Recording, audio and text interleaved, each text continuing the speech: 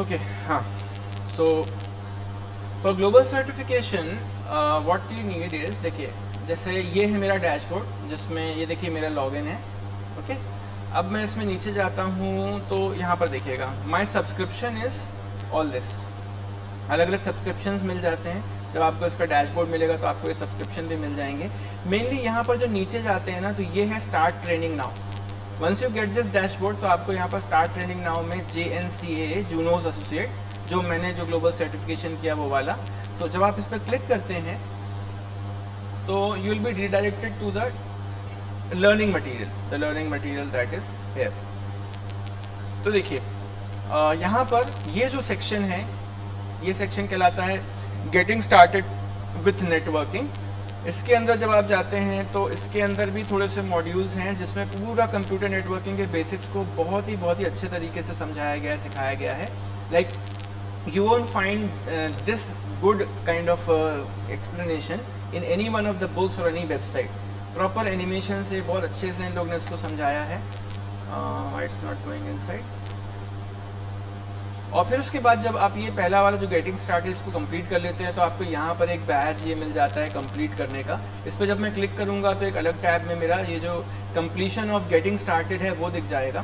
फिर उसके बाद में मॉड्यूल 1 से लेकर यहाँ मॉड्यूल 12 तक, सॉरी 12 नहीं, यहाँ 19 तक, यहाँ पर आपको इसको करना है। और जैसे अब एक चीज़ और देखिएगा, like when I did it, when I completed this certification, चलिए मैं यहाँ पहुँच गया, I am here inside the getting started with networking. ठीक है, ये सभी आप सभी 5th सेमेस्टर वालों के लिए इसलिए इंपॉर्टेंट है क्योंकि आप लोग को नेटवर्किंग के बेसिक्स अभी नहीं पता है। तो अगर आप इसके थ्रू इसको प्रॉपर रिलीजियसली देखते हैं, पढ़ते हैं, विच वॉन्ट टेक मच टाइम, तो आप इससे क्या हो जाएगा, इससे आप कंप्यूटर नेटवर्किंग के बेसिक्स सीख जाएंगे।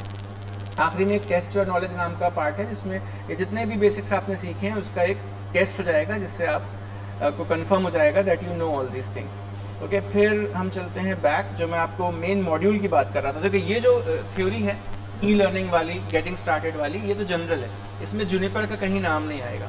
जनरल नेटवर्किंग की थ्योरी जिसको आनी चाहिए, जितनी आनी चाहिए, इट इज़ टेलिंग दैट, और इसका अलग से एक बैच मिलता है। फिर आप लोग को क्या करना पड़ेगा, ये जो मॉड्यूल 1, मॉड्यूल 3, 4, 5, 6, 7, और यहाँ पर देखिए कि ये मैं चीज़ बता रहा था कि यहाँ से लेकर यहाँ तक जो नीचे का पार्ट है ना, ये मैंने नहीं किया जानबूझ के। 16 to 19 मैंने क्यों नहीं किया, क्योंकि मैंने देखा कि ग्लोबल सर्टिफिकेशन के लिए मिनिमम कितना रिक्वायरमेंट है। तो मैंने देखा कि ये 4-5 चीज़ों की रिक्वायरमेंट नहीं थी। Class of service, JTAG, Juniper security and IPv6, ये 4 टॉपिक कवर नहीं हो रहे थे। अब टॉपिक क्या क्या कवर होते हैं ये मैं आपको बताता हूँ, कैसे, मतलब सिलेबस क्या है वो पता चलेगा। लेकिन ये है Junos assessment, voucher assessment test. ये क्या होता है, इसको, ये टेस्ट है जिसमें आपको 3 अटेम्प्ट मिलेंगे टोटल, और इन 3 अटेम्प्ट में आपको एक से ज़्यादा बार में या एक बार में 70% से ऊपर लाने हैं। ठीक है, जब आप इस टेस्ट को दे देंगे तो इस टेस्ट के 30 डेज के अंदर आपको मेन जो एग्ज़ाम है, जो ग्लोबल एग्ज़ाम है, वो देना पड़ता है। जूनिपर से आपको बार बार मेल आता है कि जो वाउचर कोड आपको मिलेगा, जैसे फॉर एग्जांपल ये देखिए, ये जो वाउचर कोड है ना, ये वाउचर कोड क्यों है, बिकॉज आपको इसके थ्रू अगर आप एग्ज़ाम देते हैं JNCIA का, तो आपको ये फ्री ऑफ कॉस्ट पड़ेगा, और इसकी कॉस्ट एक्चुअली है कितनी, $200। JNCIA या CCNA जो computer networking based certification courses होते हैं, सर्टिफिकेशंस होते हैं, इनकी कॉस्ट होती है $200 के आसपास। $200 कितने रुपए हो गया लगभग, बताओ मुझे कोई।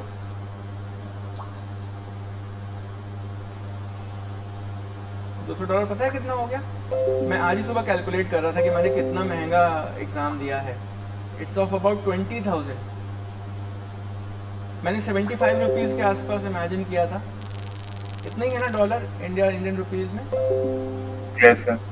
तो सोचिए 200 रुपीज़ था डॉलर्स में, मतलब करीब 17,000 समथिंग का एग्ज़ाम था, और 200 के ऊपर जो टैक्सेस थे वो मिला के 236 रुपीज़ का, डॉलर्स का सॉरी, एग्ज़ाम हुआ। तो मतलब अराउंड 20,000 रुपीज़ का वो एग्ज़ाम था।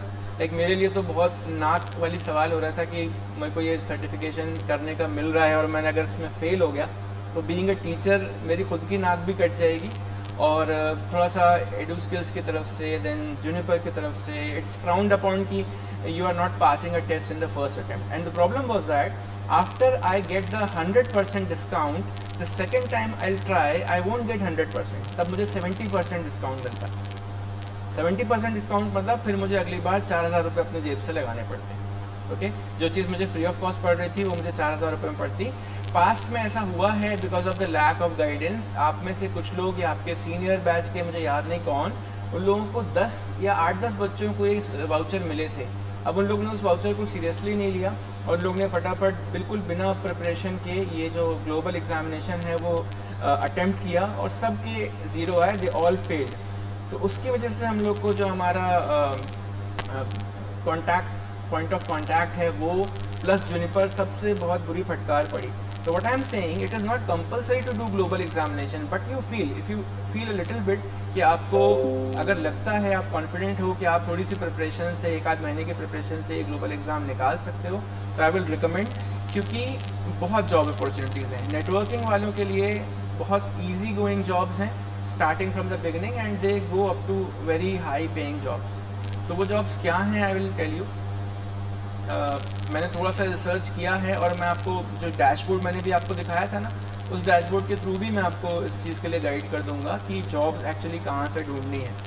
वो डैशबोर्ड भी आपको बताता है जॉब्स अपॉर्चुनिटीज़। तो what is Juniper? Juniper is a networking based company, it's a multinational company and it is found in 1996 by mister Pradeep Sindhu.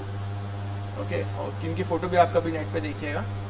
Sunnyvale California में इसका मेन हेडक्वार्टर है and it's around all the country, specially it is spread in America, United states. अभी India में जो इसके headquarters हैं वो बैंगलोर में है मेनली, जो रिसर्च एंड डेवलपमेंट हेडक्वार्टर है वो बैंगलोर में है, और बाकी 2-3 जगह और है दिल्ली एंड मुंबई में, तो वो सेल्स वाला है वहाँ पर। ठीक है, तो again I am not saying कि you should go into sales, but a company which is so good and who are having their clients abroad outside India, even if you try to go inside sales in this company, या कुछ MBA वाले अगर inside की इस type की companies के sales में जाते हैं तो उनको बहुत ज़्यादा एफर्ट नहीं लगेगा बिकॉज इनका मार्केट ऑलरेडी पूरा में फैला हुआ है ना।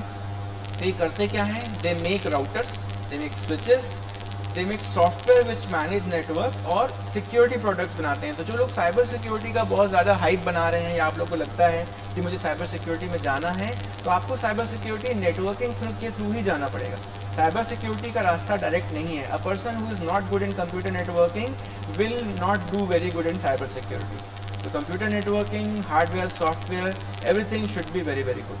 So Juniper is the second, it's a direct competitor to Cisco and they have their different market sets. अगर 70-80% का मार्केट Cisco के पास में है तो फिर कुछ परसेंटेज 50-60% Juniper के पास भी है। ओके, ऐसे डिवाइसेस बहुत भारी भरकम से लेकर बहुत बेसिक डिवाइसेस Juniper बनाता है। Like if you know that, जैसे जियो कंपनी है, जियो कंपनी अपने राउटर खुद नहीं बनाती, तो वो किसी ना किसी कंपनी को देती है बनाने के लिए और उसके लेबल, अपना जियो के लेबल उसके ऊपर लगा लेती है। तो ऐसे ही आप इमेजिन करिए कि अमेरिका में, बाहर कहीं पर भी जहाँ पर इस टाइप के इंटरनेट सर्विस प्रोवाइडर्स होंगे, तो उनको जो राउटर्स एक्सेट्रा बनाने का कॉस्ट है, जो बैकबोन नेटवर्क के जो डिवाइसेस हैं उनको बनाने का पूरा जो आउटसोर्सिंग है, वो इन्हीं टाइप की कंपनीज को मिलता है। जो बेस्ट कंपनीज हैं वो जूनिपर को देती हैं, जो इतना अफोर्ड कर सकती हैं, वरना आपको पता है जूनिपर, सिस्को के अलावा भी नेटवर्क मैन्युफैक्चरिंग और डिवाइस मैन्युफैक्चरिंग कंपनीज हैं। आप लोग में से मुझे कोई बता सकता है कि जूनिपर और सिस्को के अलावा और कौन सी कंपनीज हैं जो कंप्यूटर नेटवर्किंग हार्डवेयर सॉफ्टवेयर बनाती हैं? किसी को पता है? पालो अल्टो। पालो अल्टो बेटा हार्डवेयर तो कम बनाता है एक्चुअली। पालो अल्टो जो है ना वो साइबर सिक्योरिटी सॉल्यूशंस प्रोवाइड करता है, बिल्कुल हाँ, वो सॉफ्टवेयर प्रोवाइड करता है। अच्छा, आप लोग के घरों में कभी भी किसी के पास कोई ऐसा राउटर नहीं आया जो आप लोग ने मार्केट से खुद परचेज किया हो? टीपी लिंक, डी लिंक वगैरह भी। एग्जैक्टली मेरे को यही दो नाम मेरे को भी याद है, टीपी लिंक और डी लिंक, और हुआवी है, ऐसे बहुत सी कंपनीज हैं। लेकिन आप इमेजिन करो, Cisco and Ericsson is also there. Ericsson is also there, correct. And there are very small China-based companies, good big companies, okay companies, सब हैं। लेकिन आप इमेजिन करो, अगर आप जूनिपर और सिस्को के सर्टिफिकेशन से इनमें से कोई एक सर्टिफिकेशन करते हो, तो ये जितनी भी थोड़ा सा लोअर लेवल कंपनीज हैं, जो अच्छी पेइंग कंपनीज हैं, जो कि अगेन मल्टीनेशनल हैं, तो वो आपको क्यों नहीं लेंगे? क्योंकि बात यह है कि जितना भी नेटवर्किंग के हार्डवेयर बनाने में जो नॉलेज है या जो सॉफ्टवेयर बनाने के स्किल्स हैं, they all are actually inspired by these big companies. So you know that big companies always do researches, but जो छोटी कंपनीज होती हैं वो इन रिसर्चेस को या तो ख़रीद लेती हैं या वो चोरी करती हैं या बैक इंजीनियरिंग करती हैं। तो मेरा कहना ये है कि अगर आप जो टॉप 2 कंपनीज हैं नेटवर्किंग की, इनको टारगेट करते हो, इनके थ्रू नेटवर्किंग पढ़ते हो, अपने आप को नेटवर्किंग का प्रैक्टिकल एक्सपर्ट बनाते हो, तो डेफिनेटली आप जो इससे लोअर कंपनी है या ऐसी कंपनीज हैं which are using the services of Juniper और सिस्को, मैं ये नहीं कह रहा कि आपकी सीधे सिस्को में या जूनिपर में ही जॉब लग जाएगी, and that can also happen, but जो भी इनकी चीज़ों को यूज़ कर रहे हैं आप उनके भी एक्सपर्ट और उनके थ्रू जॉब पा सकते हैं, राइट।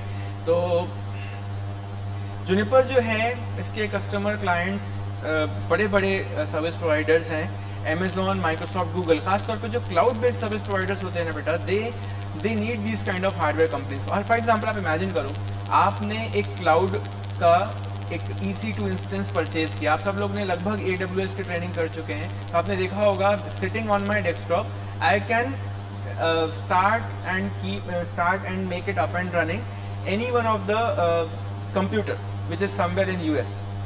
तो मैंने एक कंप्यूटर स्टार्ट किया, उस कंप्यूटर को मैंने पब्लिक IP दी या प्राइवेट IP दिया, उस टाइप के बहुत सारे कंप्यूटर स्टार्ट किया, और मैंने वहाँ पर मतलब यहाँ पर बैठ के I am making my network which is somewhere else in some other part of the world.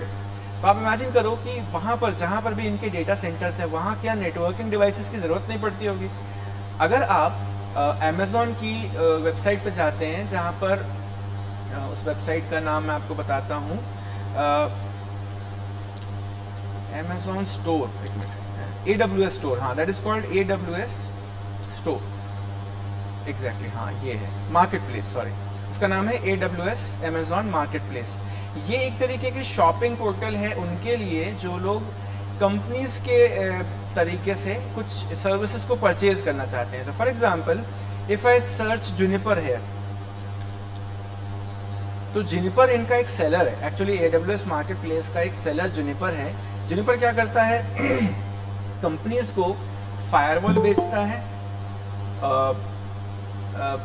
कौन आया, कंपनीज को ये फायरवॉल बेचता है, प्लस देखिए नेटवर्किंग प्लेटफॉर्म बेचता है, सॉफ्टवेयर बेचता है, बिंग और ये लाइसेंसेस बेचता है, ठीक है, और वर्चुअल राउटर्स बेचता है। तो मतलब आप इमेजिन करो क्या होता है, अगर आपने AWS के थ्रू आपने एक क्लाउड का इंफ्रास्ट्रक्चर आपने लिया हुआ है और आपकी एक बड़ी सी कंपनी है जिसका पूरा डेटा अमेज़ॉन में है, ठीक है, अमेज़ॉन के वेब सर्विसेज में है। अगर आपको लगता है कि आपका डेटा सिक्योर नहीं है, तो आपको क्या करना पड़ेगा, अपने डेटा में एक फायरवॉल डिप्लॉय करना पड़ेगा। और वो फायरवॉल आप खुद जाके US में तो लगाओगे नहीं, आप क्या करते हैं, आप इस वेबसाइट से इस फायरवॉल को परचेज करते हैं, और ये परचेज करने के बाद होता क्या है, आपको आपके बिहाफ में ये फायरवॉल परचेज होता है और जाके उस जगह पर जहाँ पर आपका क्लाउड डिप्लॉयड है वहाँ पर जाके लग जाता है। तो आप क्या करते हैं, परचेज यहाँ करते हैं बट लगता है ये वहाँ जाकर है, ये देखिए। तो आपको किस टाइप का फायरवॉल चाहिए, वो किस टाइप का PC होगा, उसका किराया कितना लगेगा पर आवर, है ना, ये सॉफ्टवेयर का, हार्डवेयर का टोटल कितना लगेगा, वो सारी चीज़ें यहाँ पर है। So company can buy these things from these websites. तो यही सारे सोल्यूशन जूनिपर प्रोवाइड करता है, यही सारे सोल्यूशन सिस्को प्रोवाइड करता है। बट ये क्या करते हैं, इनके बड़े बड़े क्लाइंट्स हैं जैसे कि अमेज़ॉन, गूगल, माइक्रोसॉफ्ट, जितने भी क्लाउड सर्विस प्रोवाइडर्स हैं, they all are you can say outsourcing their networking related things to Juniper and Cisco. तो आपको पहले तो ट्रेडिशनल नेटवर्किंग सीखनी होगी, जो मतलब सालों से चली आ रही है, बेसिक नेटवर्किंग, ऐसी नेटवर्किंग जिसमें कंप्यूटर, राउटर, स्विचेस सब आपके सामने हैं। फिर धीरे धीरे करके आपको जो नेटवर्किंग का जो क्लाउड वाला पर्सपेक्टिव है, that also you have to learn, कि क्लाउड में अगर कोई पूरा नेटवर्किंग एनवायरनमेंट है, how to control that, how to turn something on, how to turn something off, how to give some command to a router and do make it do something, ठीक है। तो अब जो नेटवर्किंग है ना, उसका scenario कुछ सालों से बिल्कुल बदल गया है। Now a network engineer is not like covered with wires and LAN cables and all. He is sitting in a normal AC cable and उसको physically जाके कहीं कुछ नहीं करना पड़ता, उसको simply क्या करना पड़ता है कि एक console के through he is controlling everything which is somewhere else, not in the same premises as well. ठीक है, अपन लोग का MOU है जूनिपर नेटवर्क एकेडमी से है। जूनिपर के थ्रू अपन लोग को 2 कोर्सेज मिलते हैं, एक मिलता है जूनिपर क्लाउड और एक मिलता है जूनिपर नेटवर्किंग। अभी यही 2 कोर्सेज हैं। तो और जो मैंने आपको बताया 100% discount voucher, I am hoping and I am praying कि आप सबको 100% डिस्काउंट वाउचर मिले, वरना मुझे आपको कन्विंस करना बहुत मुश्किल हो जाएगा अगर मैं आपसे बोलूँगा कि पर हेड 4000 रुपये निकालो। राइट लेकिन वो मजबूरी हो जाएगी अगर जुनिपर ने पिछली बार की नाराजगी की वजह से अगर कहा कि नहीं we are not providing 100% discount voucher, they might give 70% discount voucher also, 75%। तो उसमें आपका जो एक सर्टिफिकेशन है दैट कुड गो 4000, बट ठीक है आई डोंट थिंक सो कि ऐसा कुछ होगा। आई एम होपिंग कि अपन को 100% डिस्काउंट वाउचर मिलेगा। इसलिए मैं बोल रहा हूँ आप सब जितने भी 30-40 लोग हैं या 96 लोग हैं जो इस वाली इंटर्नशिप को करने वाले हैं, बिल्कुल अपना मन बना लीजिए। अगर आपको लगता है कि आप सही में ग्लोबल सर्टिफिकेशन करने को रेडी हैं, आपको थोड़ी सी 1 महीने की अच्छी रिगोरस प्रिपरेशन लगेगी। IT वाले और EC वालों को मैं बोलूँगा इनके लिए बहुत अच्छा है ये। CS वालों के लिए मैं मना नहीं करूँगा, बट CS वाले जो हैं ट्रेडिशनली सॉफ्टवेयर साइट ज़्यादा जाते हैं। बट मेरा कहना ये है बहुत से CS वाले ऐसे भी होते हैं जिनको प्रोग्रामिंग से डर लगता है, जिनको लगता है कि वो कुछ और करें, प्रोग्रामिंग के अलावा कुछ करें। तो networking is the way. Those who want to go to cyber security, networking is the way. Those who want to become cloud expert, networking is the basic thing that you should know. Okay? Juniper में जो उसका learning road map है उसमें जो अपन लोग करने वाले हैं वो राउटिंग एंड स्विचिंग है, ठीक है। राउटिंग एंड स्विचिंग वाला पाथ जब आप अपनाएंगे तभी आप पहली चीज़ जो करेंगे वो कहलाएगा juniper networking, juniper certified internet associate. Okay, तो आप नेटवर्किंग वाला चीज़ करने वाले हैं। देखिए ये है इसका रोड मैप जो मैंने किया है, जो अपन अभी डिस्कशन कर रहे हैं। वो कौन सा रास्ता है? वो है ये वाला, फर्स्ट वाला। और आप देखिए फर्स्ट और सेकंड दोनों लगभग बराबर है। तो जो राउटिंग एंड स्विचिंग वाला कैटेगरी है ना, वी आर डूइंग दिस। तो आप लोग प्रॉपर नेटवर्किंग वाले बनते हैं इस रास्ते को इख्तियार करके, right. This is the path that you need to follow if you want to purely become a network engineer. इनमें से कुछ सर्टिफिकेशन कॉमन है दूसरे पाथ में भी। For example if you want to go to cyber security, तो आपको ये सिक्योरिटी वाला पाथ अपनाना पड़ सकता है। अगर आपको क्लाउड बेस्ड करना है थ्रू जुनिपर, अगर आपको क्लाउड बेस्ड सर्टिफिकेशन करने हैं तो आपके पास में ये रोड मैप है। तो all these road maps are there. Some road maps are very small because they are very very new. For example mist AI जो है, it is artificial intelligence, which is artificial intelligence of networking. And then DevOps जो है, DevOps is a very very ongoing things. For example अगर आपको यहीं पर बैठ के अपने किसी डिप्लॉयमेंट को यहीं से कंट्रोल करना है through network, then you need some cloud based infrastructure which is hardware as well as software. तो वो सॉल्यूशन भी जुनिपर प्रोवाइड करता है। तो जुनिपर जो है डेटा सेंटर्स हैं उसके, नेटवर्किंग है, सिक्योरिटी है, क्लाउड है, ऑटोमेशन एंड डेवऑप्स है, आर्टिफिशियल इंटेलिजेंस है which is strictly IoT and this based networking based. और एक साइड है डिज़ाइन वाला भी। मतलब if you want to get a very good high paying jobs, तब आप नेटवर्क डिज़ाइनर बन सकते हो, सर्विस प्रोवाइडर बन सकते हो। वो भी एक रास्ता है। तो मतलब you have to start somewhere. And आप देखिएगा most of the time the starting position will be this only. Junos ही है इसका स्टार्टिंग पोजीशन, बिकॉज नेटवर्किंग के थ्रू भी देखिए ना, यहाँ पर राइट साइड में भी रास्ता जा रहा है। तो you can go to the right side also if you have a basic networking certification. जो मैंने ये जो उठाया है ये नॉलेज की 4.5 से 9 लाख पर एनम है। ये एक वेबसाइट है payscale.com, उससे निकाला है। ज़रूरी नहीं है कि इतना मिले, मुझे तो एक्सपेक्टेशन है कि ये 2nd नंबर की वर्ल्ड लार्जेस्ट कंपनी है, तो बिल्कुल इससे ज़्यादा भी हो सकता है पैकेज, क्योंकि सिस्को का स्टार्टिंग पैकेज 11 होता है। At least for engineer, for a BTech person it is 11, it goes up to 18 to 22 lakhs। तो ये ज़्यादा ही होगा, ये पुरानी वेबसाइट से निकाला गया है तो थोड़ा कम है। But still you have a different field where you can go. क्या क्या बन सकते हैं आप? नेटवर्क इंजीनियर बन सकते हैं, आप सिक्योरिटी एनालिस्ट बन सकते हैं आप क्लाउड इंफ्रास्ट्रक्चर इंजीनियर बन सकते हैं, और आप नेटवर्क का आर्किटेक्ट बन सकते हैं ये सारी चीज़ें हैं आपके पास।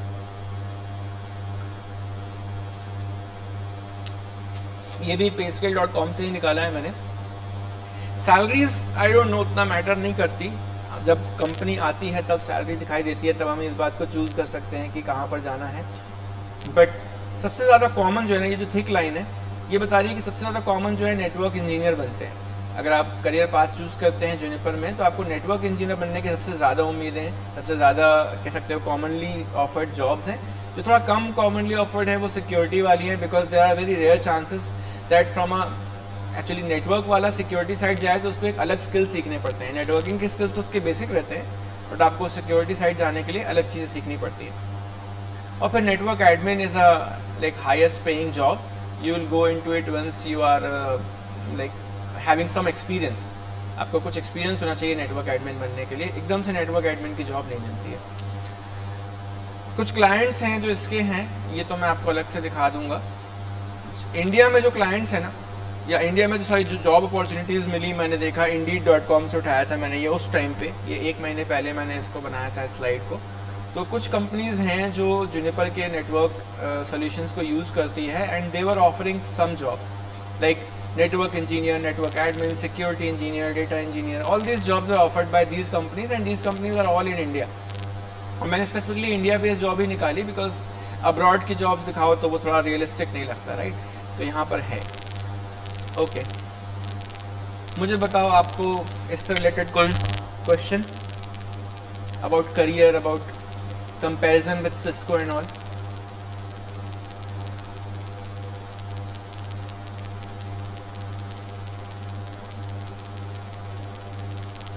नेटवर्किंग इंजीनियर बनने में इंटरेस्टेड हैं आप लोग? कुछ लोग नेटवर्किंग एक्सपर्ट बनने में?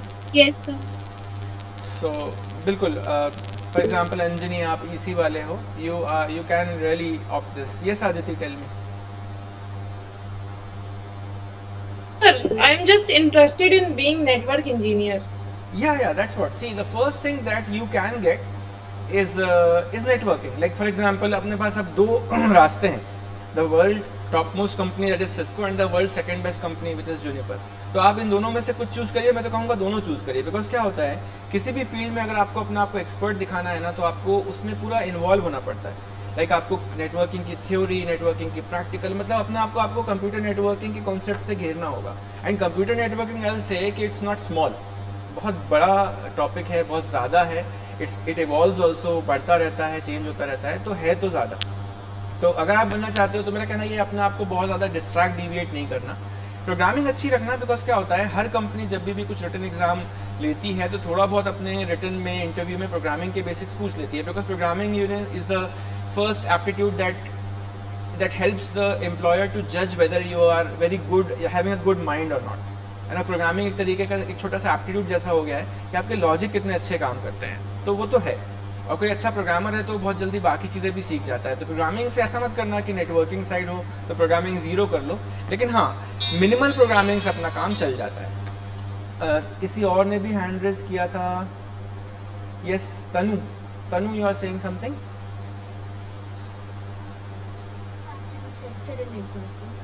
You are okay. Yes. See, don't get you can say influenced by what I am saying.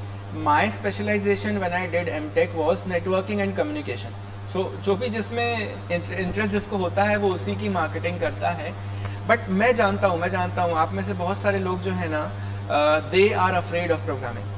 So those who are afraid of programming, there is a separate field which will lead you to a place where you don't have to do that much of programming and you can become expert of your own field.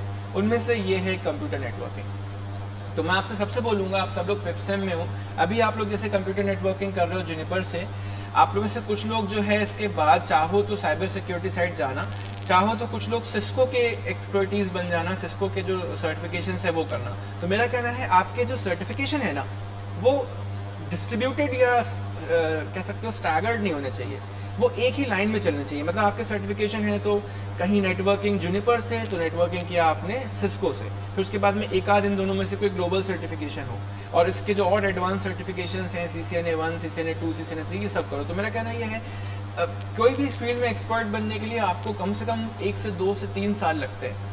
तो आप क्योंकि student हो तो आप अपना आपको experience तो नहीं बता पाओगे, लेकिन आपने उस चीज़ की कितनी पढ़ाई की उस पर डिपेंड करता है कि आपको वो चीज़ कितनी ज़्यादा आएगी। और मैं आपको बताऊं कि कंप्यूटर नेटवर्किंग के बेसिक्स बहुत जल्दी चेंज नहीं होते हैं।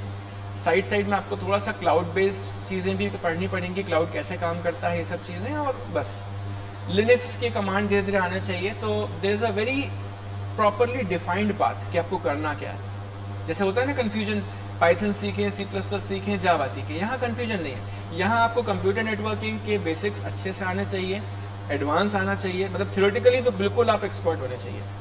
जहाँ तक प्रैक्टिकल की बात आती है तो प्रैक्टिकल करने का तरीका सिस्को में अलग है, जूनिपर में अलग है, लेकिन अगर आपको करियर अपनाना है तो आपको धीरे धीरे करके दोनों में अपना हाथ डालना पड़ेगा, right? That is very very important. So still things are very very clear here. Okay तो अब मैं आपको थोड़ा सा जूनिपर की तरफ ले जाता हूँ, अगेन इस वेबसाइट की तरफ। तो let me go to the home page. Home page ये है इसका। अगेन मैंने बताया जैसे मेरा लॉगिन है इसमें। मैं नीचे आता हूँ, यहाँ पर मुझे एक चीज़ जो कल देखी मैंने इंटरेस्टिंग लगी, start your career with Juniper. ठीक है, तो इनका जो पोर्टल है ना, इसकी लाइफ टाइम वैलिडिटी होती है। लाइक मैंने करीब कह सकते हो मुझे 6 महीना हो गया था, मैंने इस वेबसाइट को छुआ नहीं था। तो when I went inside this few days ago, तो मुझे दिखाई दिया कि माय अकाउंट इज़ एक्सपायर्ड। फिर इसमें बहुत सिंपल सा इसके अंदर ही मेथड होता है कि मैं बिल्कुल ज़ीरो इन्वेस्टमेंट में कोई पैसा न लगा के मैं इसको रिन्यू कर सकता हूँ। तो हर 6 महीने में मुझे इस वेबसाइट को विजिट करके रिन्यू करना पड़ता है, और वो फ्री ऑफ कॉस्ट रहता है। मुझे मतलब वो परचेज करने बोलता है, जब मैं परचेज करता हूँ तो मुझे $0 दिखाता है। तो मतलब आपको पैसा इसमें नहीं लगेगा, आपको बस और इसका लर्निंग मटेरियल मतलब आपको हमेशा के लिए अवेलेबल है। अगर नहीं होता तो मैं भी आपको इसका मटेरियल यूज़ करके पढ़ा नहीं पाता, राइट। तो ये मुझे दिख रहा है और मैं इसके थ्रू आपको पढ़ा सकता हूँ। इसकी लैब एक्सेस मुझे मिल रही है। For 6 month it will be there, and after 6 month I have to just renew it without any cost. ये देखिए जूनिपर करियर, मैंने यहाँ पर देखा, मैंने सॉर्ट बाय कुछ नहीं किया, कंट्री मैंने इंडिया कर दिया, खासतौर पे like first preference would be India, because anybody from India directly ही want, it's very difficult to get a job outside India. देखिए कल ही की डेट पे मैंने देखा था कि यहाँ पर 4 जॉब्स थी बस, और यहाँ पर अब देखिए कितनी सारी हैं। Hardware engineer, ASIC engineer, software engineer, most of them are in Bangalore, and probably they are like they are being offered a job from Bangalore itself, because Bangalore में ही जूनिपर का ऑफिस है।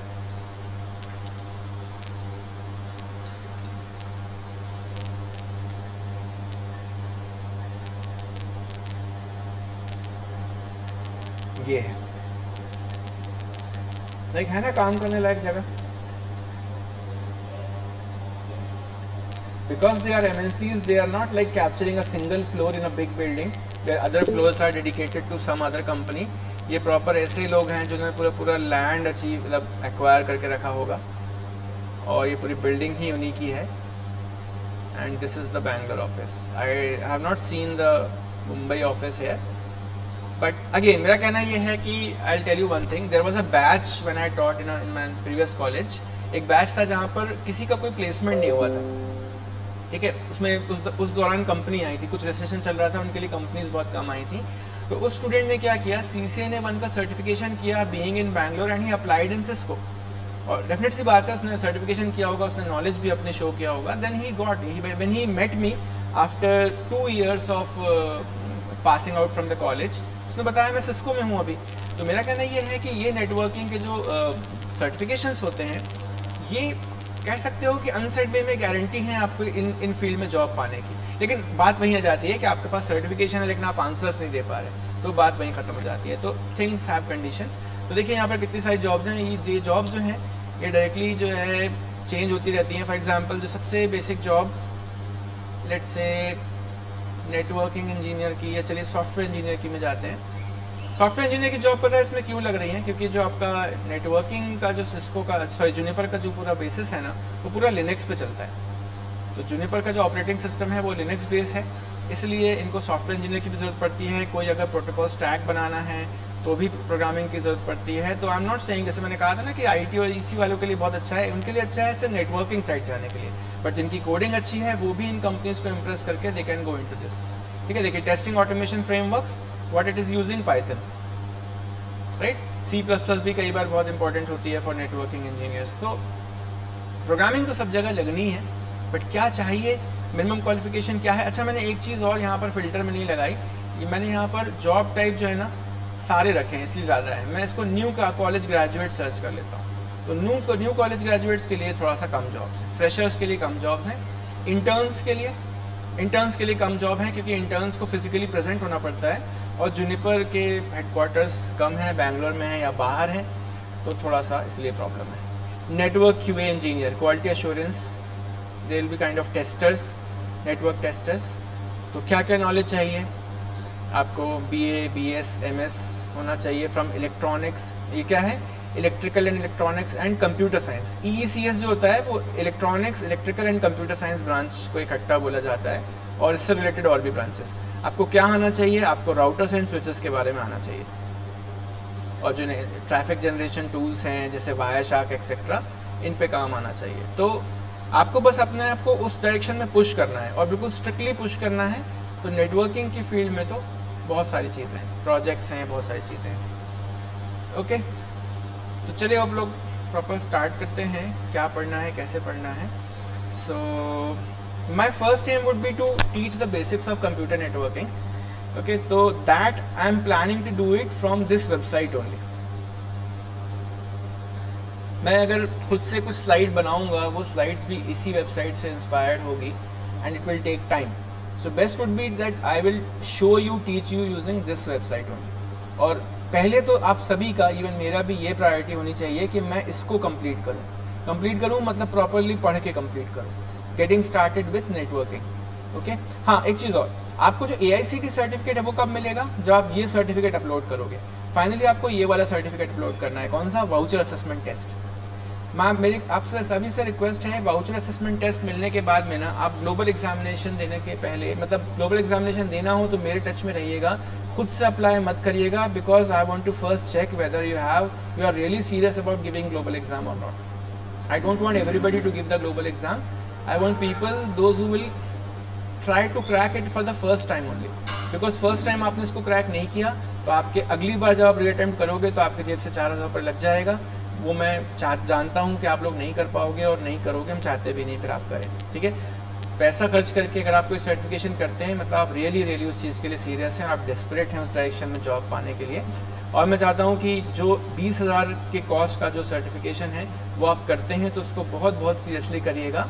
एंड जितना मेरा एक्सपीरियंस है, जो मैंने exam दिया है, तो चीटिंग तो बिल्कुल भी पॉसिबल नहीं। ओके, तो यू हैव टू स्टडी। यहाँ पर देखो डिफ़िकल्टी नेटवर्किंग सीखने में नहीं है, नेटवर्किंग बहुत इजी और बिल्कुल रियल लाइफ से रिलेटेड चीज़ होती है। डिफ़िकल्टी आती है मेनली यहाँ पर, एक चीज़ मैं आपको दिखाता हूँ, सुनिए। मैंने मेरा जो नेटवर्क, इसका जो स्कोर है मेरा, और मैंने किस में एक्सेल किया, किसने ख़राब किया, मैंने किस चीज़ में ख़राब किया, वो चीज़ भी मैं आपको दिखाता हूँ। अगर आप इसको पढ़ोगे तो आपको उस चीज़ से आइडिया मिलेगा कि कौन सी चीज़ टफ है, कौन सी चीज़ ईजी है, किस पे ज़्यादा ध्यान देना है, कौन सी चीज़ें आप जल्दी सीख जाओगे। ये क्या है, ये पियर्सन व्यू की वेबसाइट है जो कि जूनिपर वाला सेक्शन है। जब आप ग्लोबल एग्ज़ाम देंगे तो आपको पियर्सन व्यू में रजिस्टर करना होगा, उसमें अकाउंट बनाना होगा और आपको यहीं से एग्जामिनेशन के लिए अप्लाई करना होगा। तो I am signing in to my account, जिसमें मेरा जो पिछली बार का स्कोर है वो दिखाई देगा।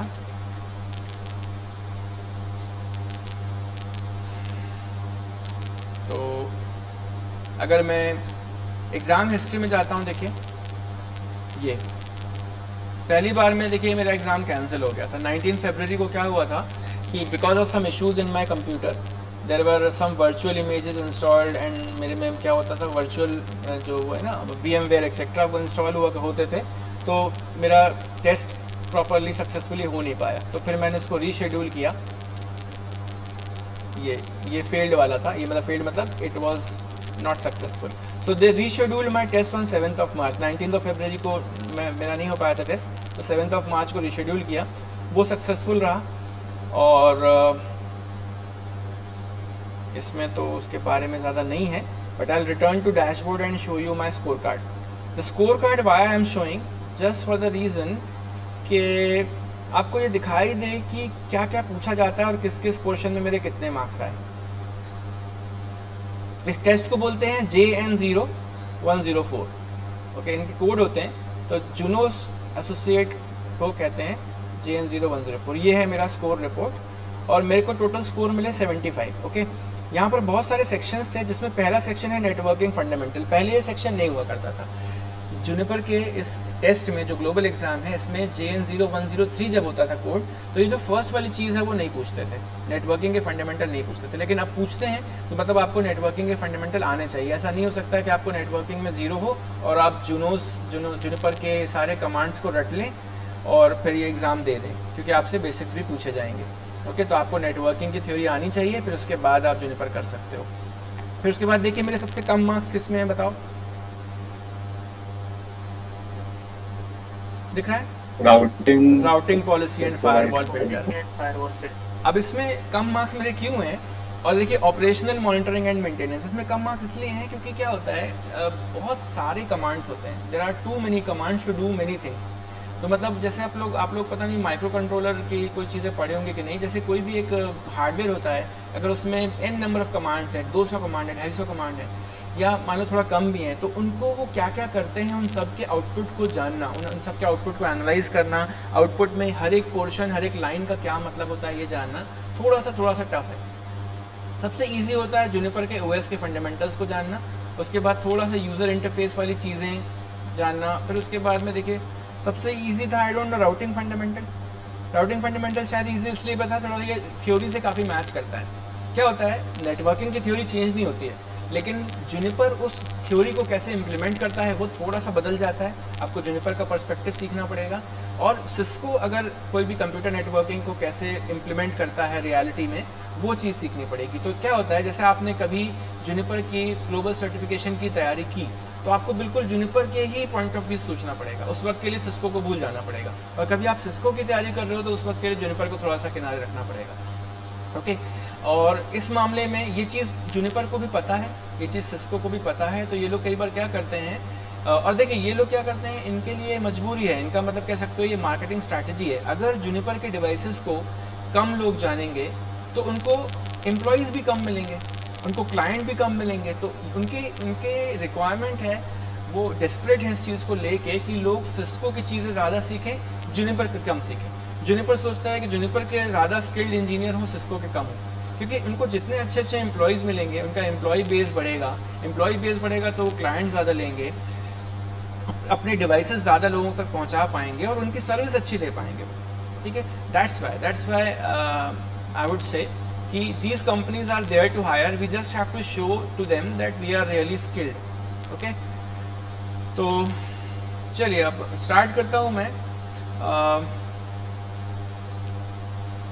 May be if I talk from behind I have to mute this.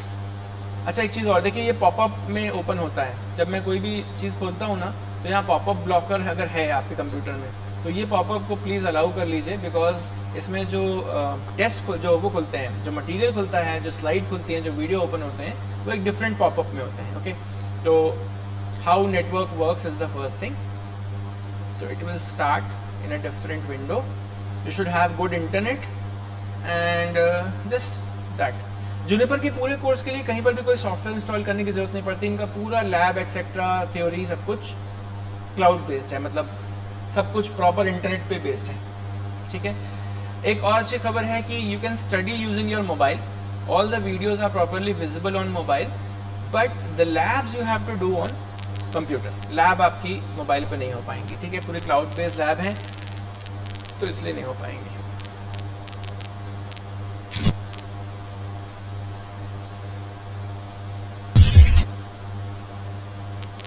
First of all come करता हूँ। कभी कभी in some part of the days ये जो है थोड़ा सा प्रॉब्लम करती है, मतलब धीरे चलती है इनका वेबसाइट, और कभी कभी बहुत अच्छी चलती है, जैसे एक बार लोड हो जाए तो बहुत अच्छी चलती है। Okay, so I will use them like a slide because I don't want to be disturbing me from the background. जब आप इसको पढ़ें मेरे बिना, जब आप पढ़ाई करें, आपको जब ये डैशबोर्ड मिल जाएगा तो ऑब्वियसली आप इसके वीडियोस भी देख के सीख सकते हैं। ठीक है, तो कंप्यूटर नेटवर्किंग की बेसिक में सबसे पहली चीज़ है कि कंप्यूटर नेटवर्क होता क्या है। यहाँ पर तो इट इज़ सेइंग कि like whenever you are talking about computer network, you are trying to connect computers और things which are somewhere else. For example, जब आप एक वेबसाइट ओपन करते हैं which is juniper.net, what happens that there are request which are going from your computer to somewhere, some part of other part of the world. ठीक है, तो ये पूरी प्रोसेस कैसे होती है, how your computer is connected to the computer और the server which is like in America, ये चीज़ कैसे होती है, वही चीज़ पढ़नी है। और सोचने को लगता है कि आसान है, बट आप इमेजिन करो कि एक डेटा, फॉर एग्जांपल आप एक इमेज ही इमेजिन करो, एक ईमेल इमेजिन करो, वो जाती है और पूरे वर्ल्ड क्रॉस करके दुनिया के एक दूसरे कोने में जाके रिसीव हो जाती है, तो उस डेटा को, उस पैकेट को कितने सारे हिंड्रेंसेस का सामना करना पड़ता होगा, राइट। तो वो चीज़ें हैं जो हमें सीखनी है। Computer networking is about that only. कुछ चीज़ें जो ऐसा मुझे लगेगा they are not very much relevant right now for all of you. I'll skip them. Okay, what is networking? Tell me, somebody. What is computer network? What is a network?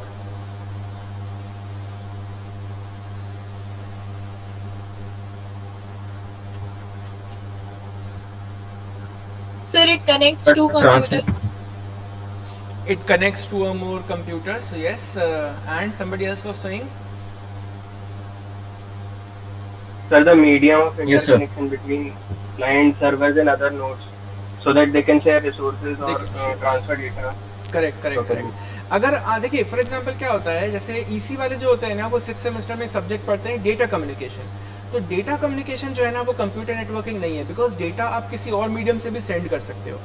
Mostly क्या होता है कि data आप हमेशा digital होता है और उसको कंप्यूटर से ही सेंड करते हो, इंटरनेट के थ्रू सेंड करते हो. लेकिन आप इमेजिन करो कि जो एफएम हम सुनते हैं मोबाइल पे या अपने एफएम डिवाइसेस में, तो वो तो एनालॉग सिस्टम है और वो डेटा कम्युनिकेशन नहीं है, वो ऑडियो है जो कटंगा टावर से हमारे तक आ रहा है. तो वो डेटा नहीं है, वो वॉइस है. फॉर एग्जाम्पल ऐसी बहुत सारी चीज़ें हैं which are not digital, which are not having, which are not involving computer. So जिस भी नेटवर्क में कंप्यूटर इन्वॉल्व नहीं है या कंप्यूटर जैसे इंटेलिजेंट डिवाइसेस इन्वॉल्व नहीं है, तो उसको हम कंप्यूटर नेटवर्क एज सच नहीं कह सकते. हाँ, ये ज़रूर है कि in future there is something known as IoT. It's not future, it's currently happening. IoT मतलब machines, network of machines, network of things.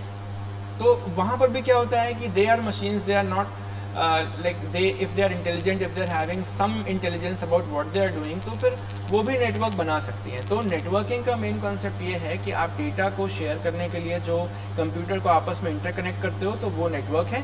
Network जो है वो मैं सिंपली एक वायर से कंप्यूटर को अगर प्रिंटर से कनेक्ट कर देता हूँ तो वो भी नेटवर्क है.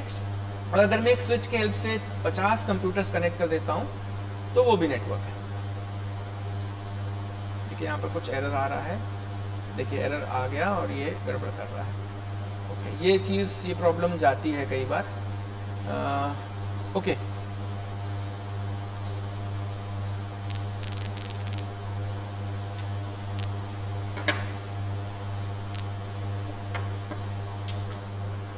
नेट बंद हो गया, नेट बंद हो गया.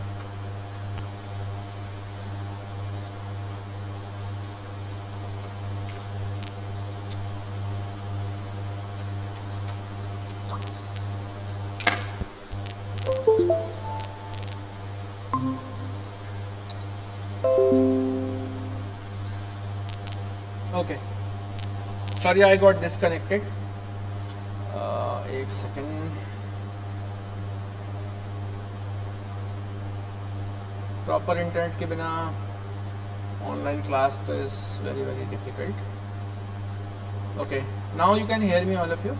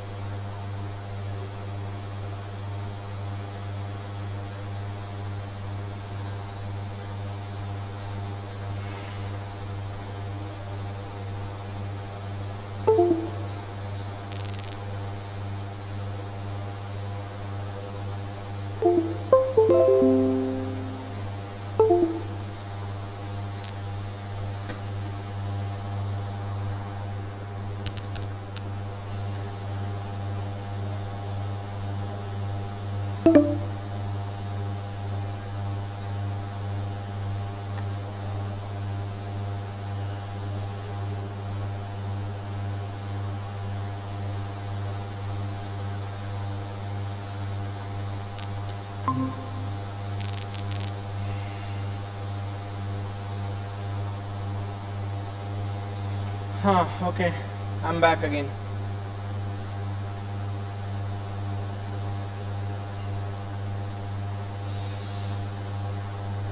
Tell me if you all can hear me again.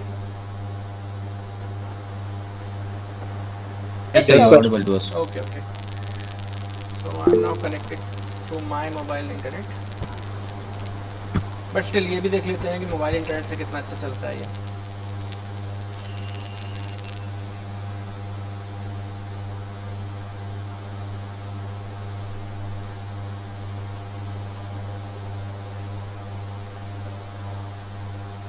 Okay एक चीज़ और, आप लोग को अगर मेरा ईमेल मिला है, आप लोग सबने ईमेल के थ्रू ही ज्वाइन किया है लिंक के थ्रू, तो you might have seen there is a WhatsApp group invite also.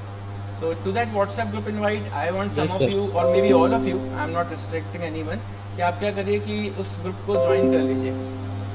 Okay तो और अब मैं बाद में आपको बिल्कुल परमिशन दे दूंगा उस ग्रुप को लीड करने की, आप लीड भी कर सकते हो। बट हमारा प्रोग्राम क्या है, आप लोग देख रहे होंगे first cohort, third cohort, second cohort में टीचर्स का इन्वॉल्वमेंट और हर एक अकेडमी में अटेंशन थोड़ा सा कम हो जाता है। प्रॉब्लम यह है कि हम लोग 2-3 जगह डिवाइड हो जाते हैं। तो व्हाट वी वांट कि आप में से कुछ लोग हमारे जुनिपर की, for example juniper networking, juniper cloud के काइंड ऑफ एम्बेसडर बने कॉलेज से, क्योंकि जब तक स्टूडेंट एम्बेसडर हमको नहीं मिलेंगे, स्टूडेंट वॉलंटियर हमको नहीं मिलेंगे, हमें चीज़ों को कह सकते हो कि डेवलप करना मुश्किल हो जाएगा, मतलब चीज़ों को मार्केट करना मुश्किल हो जाएगा। फॉर एग्जांपल अभी क्या होता है, जितने भी अकेडमीज हैं उसके लिए एनकरेज करना, मार्केट करना, आप लोग को रिकमेंड करना चीज़ें, आपको मतलब ये बोलना कि इसमें आ जाओ, all these things we do it ourselves. But अब अपना कॉलेज दे रहे और आप लोग देखिए 200-250-300 की क्वांटिटी में है, थोड़ा सा मुश्किल हो जाता है। और हमें इन सब अकेडमीज़ को आगे तक चलाना है, ये ऐसा नहीं है कि 2-3 साल में हम इनको बंद कर देंगे, ठीक है। तो that's why I am saying कि आप में से कुछ लोग जो हैं नेटवर्किंग साइड में जुनिपर सिस्को के एम्बेसडर बनिए फ्रॉम आवर कॉलेज, और इससे बहुत सारे एडवांटेजेस भी होंगे आपको, and we will plan many activities through this. Okay, बीच में नेट बंद हो गया तो मैंने इससे चला दिया, अभी कुछ टाइम के लिए नेट बंद हुआ था। यस सर, बाकी सही चल रहा है। So from some of you, I want you to become the ambassador of Juniper Academy, so that we will plan. For example, आप में से कुछ लोग कभी फ्यूचर में आपके जूनियर्स ये लोग आके बोलते हैं, आपसे बोलते हैं कि sir I want to make my career in networking. So I want some of you, जो कभी ऐसा हो कि मे बी ग्लोबल सर्टिफिकेशन निकाल लें, ऐसा हो तो हम क्या करेंगे, हम इस ग्रुप में क्या करेंगे, हम इस ग्रुप में स्टडी मटेरियल्स भेजेंगे, हम इस ग्रुप में ऑफलाइन ऑनलाइन एक्टिविटीज़ को प्लान कर सकते हैं। फॉर एग्जांपल क्विज़ेस प्लान कर सकते हैं जो नेटवर्किंग बेस्ड होंगे, उसमें लोगों को इनवाइट कर सकते हैं, छोटा मोटा token money for getting registered, and then we will give that as a prize. तो उससे होगा क्या, when we showcase all these things on LinkedIn, on various platforms to EduSkills to Juniper, तो हमारा कॉलेज जो है वो उनकी, क्योंकि देखिए जब कोई कॉलेज किसी चीज़ की अकेडमी लेता है तो वो होता है सीधे कंपनी और कॉलेज का टाई अप जैसा हो जाता है। तो जूनिपर जानता है कि किसी दुनिया के कोने में ग्लोबल नाम का एक कॉलेज है, बिकॉज उनके पास बीच बीच में लिस्ट ऑफ स्टूडेंट्स जाते हैं, रिक्वेस्ट जाते हैं कि बच्चे पढ़ रहे हैं, they are learning something from your. तो मतलब वो डायरेक्टली इनडायरेक्टली उनके पब्लिक रिलेशन मैनेजर्स होते हैं, यूनिवर्सिटी मैनेजर्स होते हैं जो इस चीज़ को देखते हैं, और उससे आपका कॉलेज, और कॉलेज की वजह से आप लोग हाईलाइट होंगे कि आप लोग भी इस फील्ड में इंटरेस्टेड हैं। तो you never know that about these activities regarding any XYZ academy will compel the company to like give us more job opportunities, to give us more internships। तो मेरा कहना ये है कि आपने देखा होगा IITs में, NITs में ये सब चीज़ें स्टूडेंट संभालते हैं, टीचर्स को कुछ नहीं करना पड़ता। मैं ये नहीं कह रहा हूँ कि मैं आप लोग की हेल्प नहीं करूँगा, हम लोग तो करेंगे ही, लेकिन मेरा कहना यह है कि हम लोग थोड़ा सा बैकफुट में आके आपको सिर्फ गाइड करेंगे कि करना क्या है। बहुत सारी फन एक्टिविटीज़, ऑफलाइन एक्टिविटीज़, कोई हार्डवेयर को कॉन्फ़िगर करना, फॉर एग्जाम्पल एक लिमिटेड टाइम में कुछ कंप्यूटर में कुछ ढूंढ के निकालना, मतलब there can be many an number of things we can plan. Like I have seen your juniors and some of you as well, not you but many people, those who are not computer aware. तो computer networking से पहले तो computer awareness फैलानी है। तो मेरा कहना यह है कि हम लोग इस टाइप की एक्टिविटीज़ फ्रीक्वेंटली प्लान करें ऑनलाइन ऑफलाइन, जिसमें ऐसे बच्चे जो गांव से इधर उधर से आ रहे हैं, जिन्होंने लाइफ में कभी कंप्यूटर नहीं देखा, या हम चाहें तो हम थोड़ा सा आउटसोर्स करके बाहर किसी स्कूल में जाके एक्टिविटीज़ प्लान कर सकते हैं। And all these activities will like make you like develop your personality a lot, ठीक है। और आप किसी अच्छे हेडिंग के अंडर इस काम को करते हैं, किसी अच्छे लेवल के अंडर काम को करते हैं, तो we can showcase it a lot. इस मामले में आपका कॉलेज बहुत अच्छा है, कुछ भी अच्छी सी एक्टिविटी होती है तो उसको अच्छे से हाईलाइट करता है और इट गिव्स यू रिकॉग्निशन, और वो रिकॉग्निशन होते होते कब कंपनी रिकॉग्नाइज करने लग जाती है, यू नेवर नो। तो okay, now that thing is started,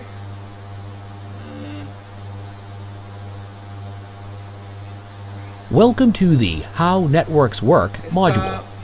आवाज़ तो आपको सुनाई दे रही होगी, बट अगर इसकी आवाज़ भी आएगी और मैं भी बोलूँगा तो मेरे लिए मुश्किल हो जाएगा. So for some time I will talk and I will not let this one talk. So let me skip to it first. Okay, अभी आप लोग क्या करते हैं फॉर सम टाइम, मैं जल्दी से आपको इसके बेसिक्स बताता हूँ. Okay, both all of you know what is LAN and what is वैन, local area network and wide area network. Tell me if you know, if you don't know. Yes, sir. Yes, sir. Yes, sir. देखो, local area network का simple definition ये है कि जब computers का network एक limited geographical area में होता है, उसमें सबसे ज़्यादा मैटर करता है लैंड, मतलब आप कितनी जगह, कितना बड़ा ज्योग्राफिकल एरिया कवर कर रहे हो, है ना, कितनी दूर दूर तक कंप्यूटर्स फैले हुए हैं. तो फॉर एग्जांपल मान लीजिए कि हमारा पूरा जो कॉलेज है, हमारे कॉलेज में जितनी भी लैब्स हैं, फॉर एग्जांपल जो ओल्ड बिल्डिंग है, ओल्ड बिल्डिंग में जितने भी कंप्यूटर्स होंगे मैं उनको एक लैन बोल सकता हूँ क्योंकि वो एक लिमिटेड ज्योग्राफिकल एरिया है. लेकिन मैं ऐसा नहीं बोल सकता कि मेरे घर का कंप्यूटर और मेरा कॉलेज का कंप्यूटर जो है वो एक ही लैन में है. They are not in a similar LAN. They are connected, they can be connected with the help of internet, but we can't do it. For example जैसे आप लोगों ने कभी देखा होगा ब्लूटूथ कंट्रोल्ड रोबोट. तो ब्लूटूथ से अगर आपने किसी रोबोट को कंट्रोल किया है तो क्या आप उसको दुनिया के किसी भी कोने से कर सकते हो कंट्रोल? नहीं कर सकते, राइट? बिकॉज आप एक लोकल एरिया नेटवर्क से कनेक्टेड हो, और लोकल एरिया नेटवर्क की सबसे प्रॉपर डेफिनेशन ये है कि चीज़ें लिमिटेड एरिया में होती हैं. फॉर एग्जांपल आपका मोबाइल आपके वाईफाई हॉटस्पॉट से कनेक्टेड है, या दो लोग हॉटस्पॉट शेयर कर रहे हैं और आपस में नेट शेयर कर रहे हैं, तो वो लोग लैन से ही कनेक्टेड हैं. They are not connected through internet या वाइड एरिया नेटवर्क. तो लैन के दो वर्जन्स हो गए, एक वायर्ड लैन जिसमें आपको प्रॉपर लैन केबल के थ्रू चीज़ों को कनेक्ट करना पड़ता है, और वायरलेस लैन भी होता है. तो wired LAN and wireless LAN both are local area network, only the way we are connected is different. Okay, और वाइड एरिया नेटवर्क क्या होता है? यू नो दैट लैन जो होते हैं, ये लैन देखो फॉर एग्जांपल अगर अपना कॉलेज है या आप लोग हैं, अगर आप लोग कंप्यूटर्स में आपस में चीज़ें शेयर कर पा रहे हैं, फॉर एग्जांपल एक लैब में 10 बच्चे बैठ के ऑनलाइन गेम खेल रहे हैं, लेकिन वो लोग इंटरनेट से कनेक्ट नहीं हो पा रहे, तो फिर मतलब वो इंटरनेट से कनेक्टेड नहीं है, वो लैन पे है. अगर मुझे ये बोलना है कि लैन को मुझे ऐसा करना है कि it should access the outer world, तो जो बहुत सारे लैन मिल के एक नेटवर्क बनाते हैं, मैं उसको वाइड एरिया नेटवर्क बोल सकता हूँ. तो फॉर एग्जांपल ये हो सकता है कि मान लीजिए ग्लोबल कॉलेज की 2 ब्रांचेस खुल जाएं, और वो 2 ब्रांचेस जो हैं, एक फॉर एग्जांपल अभी तो एक पाटन रोड में है और एक कहीं और बन जाए लेट्स से, है ना, तो वो तो क्या होंगी, वो ज्योग्राफिकली फिजिकली 1, 2 या 5, 6 किलोमीटर दूर होंगी. तो जब मैं उन दोनों के लैंड्स को आपस में कनेक्ट कर पाऊंगा, तब मैं बोलूँगा कि वाइड एरिया नेटवर्क बन गया. और वाइड एरिया नेटवर्क धीरे धीरे करके पूरे वर्ल्ड को स्पैन करता है, और हम उसको बोलते हैं इंटरनेट, है ना. जैसे आपने धीरे धीरे करके, अगर इमेजिन करो कि डायरेक्टली और इनडायरेक्टली, अगर फॉर एग्जांपल फेसबुक का अगर जो सर्वर है, अगर इनडायरेक्टली मुझसे कनेक्टेड नहीं होता थ्रू इंटरनेट, तो क्या मैं फेसबुक को एक्सेस कर पाता? बिल्कुल नहीं कर पाता. तो कभी ऐसा भी रहा होगा जब फेसबुक नया इन्वेंट हुआ होगा, आपने सबने देखी है ना मार्क जुकरबर्ग की स्टोरी, उसकी मूवीज़, तो उसका जो सर्वर था, उसका जो सॉफ्टवेयर था, वो सिर्फ यूएस तक लिमिटेड था. जब वो फेमस हुआ तब उसने ऐसी जगह पर उस सॉफ्टवेयर को डाला जहाँ से वो पूरे वर्ल्ड के लिए एक्सपोज हो गया फेसबुक. तो व्हाट हैपन्स कि आप वाइड एरिया नेटवर्क पे हैं, इसका ज़रूरी नहीं है इसका मतलब कि आप पूरे वर्ल्ड से कनेक्टेड है. हाँ, लेकिन वाइड एरिया नेटवर्क अगर थोड़ा थोड़ा करके इंटरकॉन्टिनेंटल कनेक्ट हो पाता है या वो प्रॉपर बड़े इंटरनेट का www का हिस्सा बन जाता है, वर्ल्ड वाइड वेब का, तब मतलब क्या है, wide area network has been span to make a complete full internet. तो कोई आपसे पूछे कि वैन का और इंटरनेट के बीच में क्या डिफरेंस है, तो वैन मतलब it is the network of networks, but when wide area network becomes the part of the world wide web where everybody from every corner of the world is connected, तब मैं बोलूँगा उसको internet. एक चीज़ और समझिएगा, एक बहुत छोटी सी डिटेल है. इंटरनेट को लिखने के 2 तरीके होते हैं, एक होता है कैपिटल आई से इंटरनेट, एक होता है स्मॉल आई से इंटरनेट, और इनके मीनिंग भी डिफरेंट होते हैं. आप गेस कर सकते हो क्या मीनिंग डिफरेंट होगा?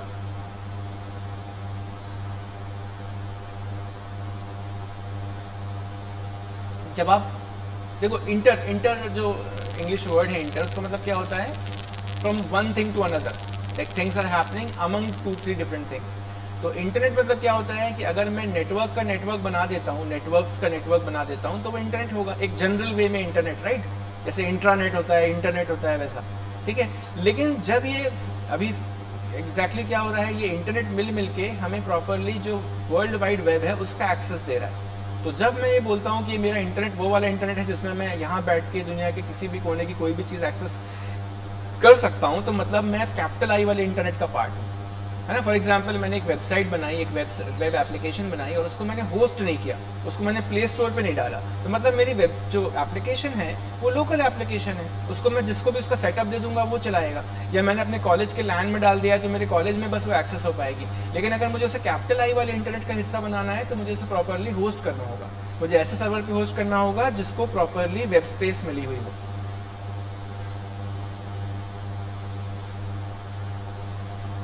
बताइए इसमें किसी को डाउट?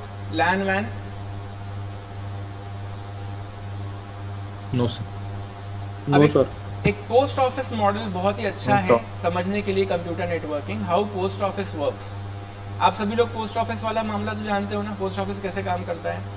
पोस्ट ऑफिस में जैसे फॉर एग्जांपल आप लोग बैठे हो और आप लोग को कोई लेटर पोस्ट करना है, आपको अपने फ्रेंड, फॉर एग्जांपल यहाँ पर एग्जांपल है कि जॉन डो को, लिंडा वू जो है जॉन डो को एक लेटर पोस्ट करना चाहती है, तो वो क्या करेगी, लेटर लिखेगी, उसको एक एनवेलप में डाल देगी। एनवेलप में हम क्या करते हैं, एक स्टैंप लगाते हैं। सबसे पहले तो अपना देखो ये क्या है, ये सेंडिंग एड्रेस है, Linda Wu, Cherry Street, Fresno, this is the sending address. John Doe 555 Main Street, ये है डिलीवरी एड्रेस जहाँ पर पहुँचाना है ना। तो जॉन डो जो है वो पर्सन का नाम है, 555 मेन स्ट्रीट में भी एक कॉलोनी या कह सकते हो कि एक शहर का कोई हिस्सा है। Then reading is maybe a city and PA is the code like MP। For example मैं बोलता हूँ ना कि जबलपुर MP, तो ये reading PA is Jabalpur MP, okay. And 19640 क्या है बताओ?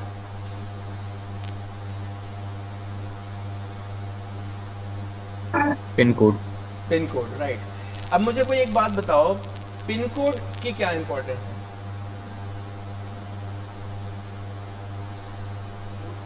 एरिया के हिसाब से डिस्ट्रीब्यूटेड है, एरिया के हिसाब से चेंज होता है ना। तो फॉर एग्जांपल 48 जो 48 कोड है, इतना बड़ा, इतना, हाँ बोलो सर बड़े एड्रेस से डील करना हर जगह इजी नहीं होता है, तो उसको एनकोड करके पिन कोड में एग्जैक्टली कन्वर्ट कर देते हैं। पिन कोड सबसे ज्यादा इंपॉर्टेंट होता है किसके लिए? पोस्ट ऑफिस वालों के लिए। तो अगर आपने पिन कोड नहीं लिखा है तो कह सकते हो कि अगर पोस्ट ऑफिस ऑटोमेट हो गया कभी फ्यूचर में, और है भी अभी कुछ हद तक पोस्ट ऑफिस काफी ज्यादा ऑटोमेट हो गए हैं, तो क्या होता है कि वो लोग क्या करते हैं, स्टिकर लगाते हैं, बार कोड लगाते हैं। तो मेरा कहना यह है कि अगर आपने पिन कोड नहीं लिखा होगा तो it will be very difficult for a person to understand कि आप कहाँ पर कोई चीज पोस्ट करना चाहते हो। तो पोस्ट ऑफिस में जो पिन कोड होता है वो क्या करता है, वो आपको कंट्री बताता है, कंट्री के अंदर सिटी बताता है और सिटी के अंदर भी लोकेलिटी बताता है। आप इमेजिन करो कि इस जगह का है जो पोस्टल कोड है 482002 है और आधार ताल का है 482004।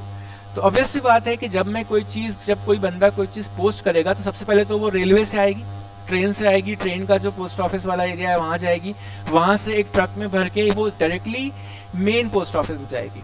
मेन पोस्ट ऑफिस से क्या होता है, पोस्टल कोड वाइज चीजें सेग्रीगेट होती हैं और फिर वहां से 482002 वाले पोस्ट ऑफिस, देन 482003 वाले पोस्ट ऑफिस, तो पूरे जबलपुर में अलग अलग एरिया के अलग अलग पोस्ट ऑफिसेज हैं, वहां पर डिस्ट्रीब्यूट कर दी जाती हैं और फिर वहां से आप अपना वो लेटर कलेक्ट कर सकते हो।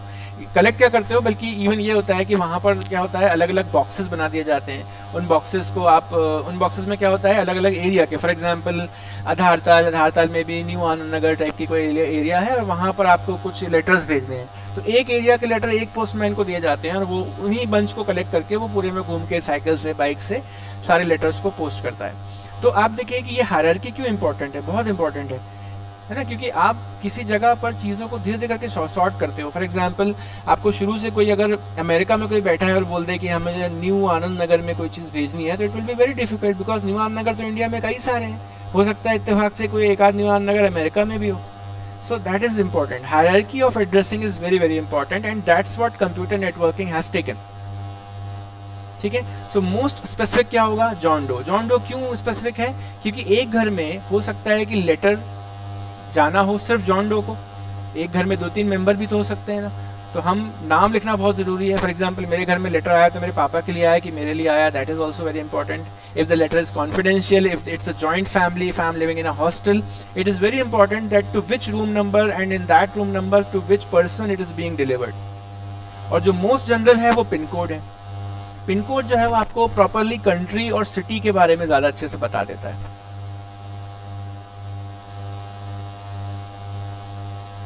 तो पोस्ट ऑफिस मॉडल सबसे अच्छा है कंप्यूटर नेटवर्किंग समझने के लिए. प्रॉब्लम यह है कि आजकल पोस्ट ऑफिस जो हैं उनके यूजेस बहुत कम हो गए हैं. अब सीधे जो लोगों के जॉब ऑफर्स और एडमिट कार्ड्स आते हैं MPPSC UPSC के, वही पोस्टल से आते हैं. बाकी पोस्ट ऑफिस के यूज बहुत कम हो गए हैं.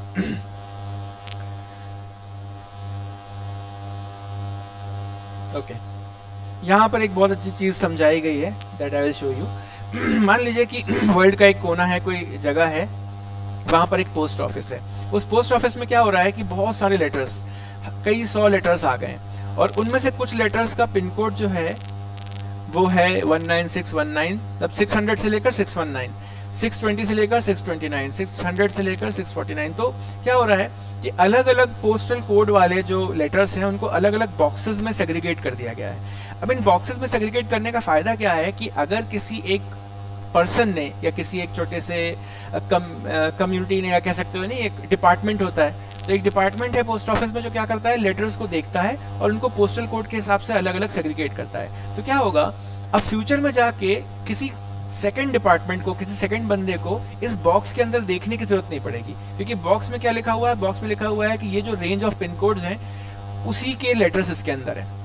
तो अब क्या फायदा होगा, देखो इसमें क्या हो रहा है, जो फ्रॉम एड्रेस है वो पोस्ट ऑफिस B है और जो सेंडिंग एड्रेस है वो पोस्ट ऑफिस A है. तो अगर मान लो ये जो पोस्ट ऑफिस है, जैसे अगर मैं पीछे जाऊं वापस, तो ये देखिए, ये जो है ना, लेट्स से कि ये पोस्ट ऑफिस A है, तो पोस्ट ऑफिस A को सबसे पहले क्या करना पड़ेगा कि जो दूसरा हेडक्वार्टर है, दूसरा पोस्ट ऑफिस है, वहां प्रॉपरली पहुंचाना होगा.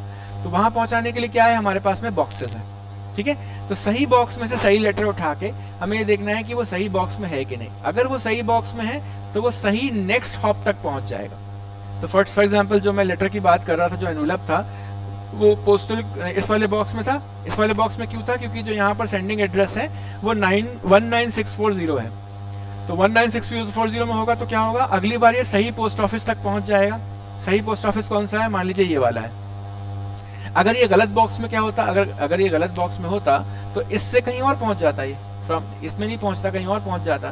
तो सही रास्ते में सही नेक्स्ट पोस्ट ऑफिस में पहुंचना, जिसको अपन नेक्स्ट हॉप बोलते हैं, वो भी इंपॉर्टेंट है बिकॉज ऑफ दोज बॉक्सेस. ठीक है, अब मान के चलिए कि अब ये पोस्ट ऑफिस A से पोस्ट ऑफिस B में पहुंच गया. अब पोस्ट ऑफिस B से क्या हो रहा है, इसको कहाँ जाना है, वो बात अगेन एक बॉक्सेस होंगे, कुछ बॉक्सेस होंगे, जैसे 19630 नाम का एक बॉक्स है. वहां से मैंने देखा कि उसकी जो रेंज है वो मेरे पोस्ट जो लेटर है उसके बराबर है. So what will happen, I will move that to a different box. देखिए ये क्या हो रहा है, 19642 लिखा हुआ था, मेरे 640 लिखा था ना इस बॉक्स में, सॉरी इस लेटर में. तो मैं क्या करूंगा, जो मेरे बॉक्स है, जो कि रेलिवेंट बॉक्स है जिसमें सही रेंज ऑफ पिन कोड है, उसमें उसको डाल दूंगा.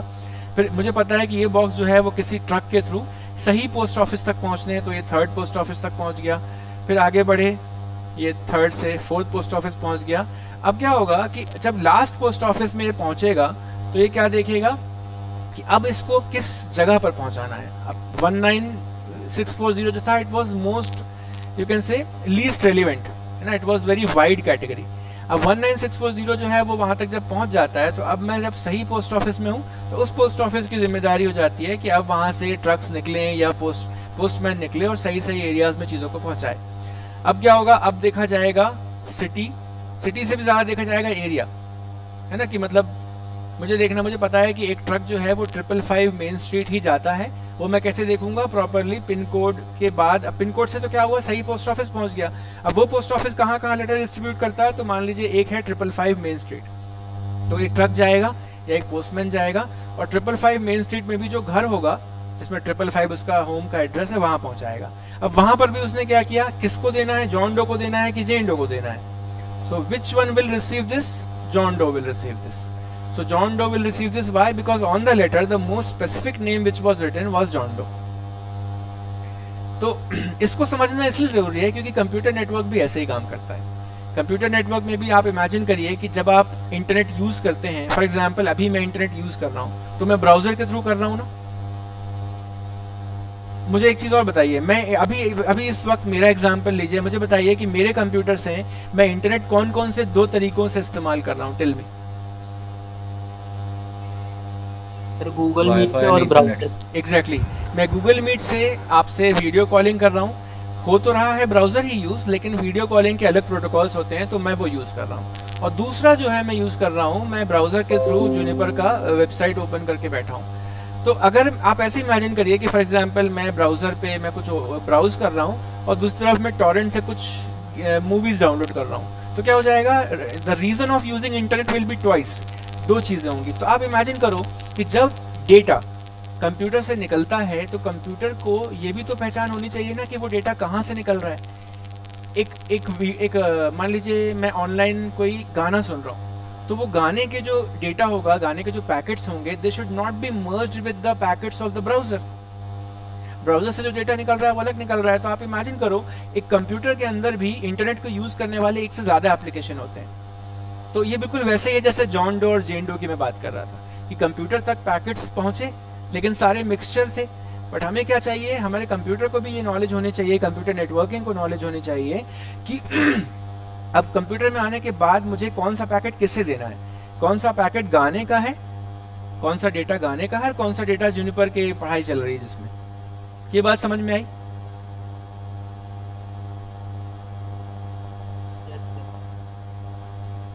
Tell me this is clear? Yes sir. Yes, sir. पक्का? तो बिल्कुल इसको हमेशा रियलिटी से रिलेट करते चलो तो आपको ये चीज़ हमेशा याद रहेगी। और अभी आप देखिएगा जब मैं स्पेसिफिकली अब नेटवर्किंग की बात करूंगा, नेटवर्किंग एड्रेसेस की बात करूंगा, तो ये चीज़ें कितने अच्छे से रिलेट होंगी। And this video has done a very good job about it. तो नेटवर्क जो होते हैं वो इतना वाइड चीज़ है नेटवर्क कि उसकी पढ़ाई को भी क्या किया गया है कि उसको डिफरेंट कैटेगरी में डिवाइड कर दिया गया है। फॉर एग्जाम्पल जब आप कंप्यूटर नेटवर्क की बात करते हो तो आपको पता है नेटवर्क इंटरफेस कार्ड क्या होता है? What is a network interface card?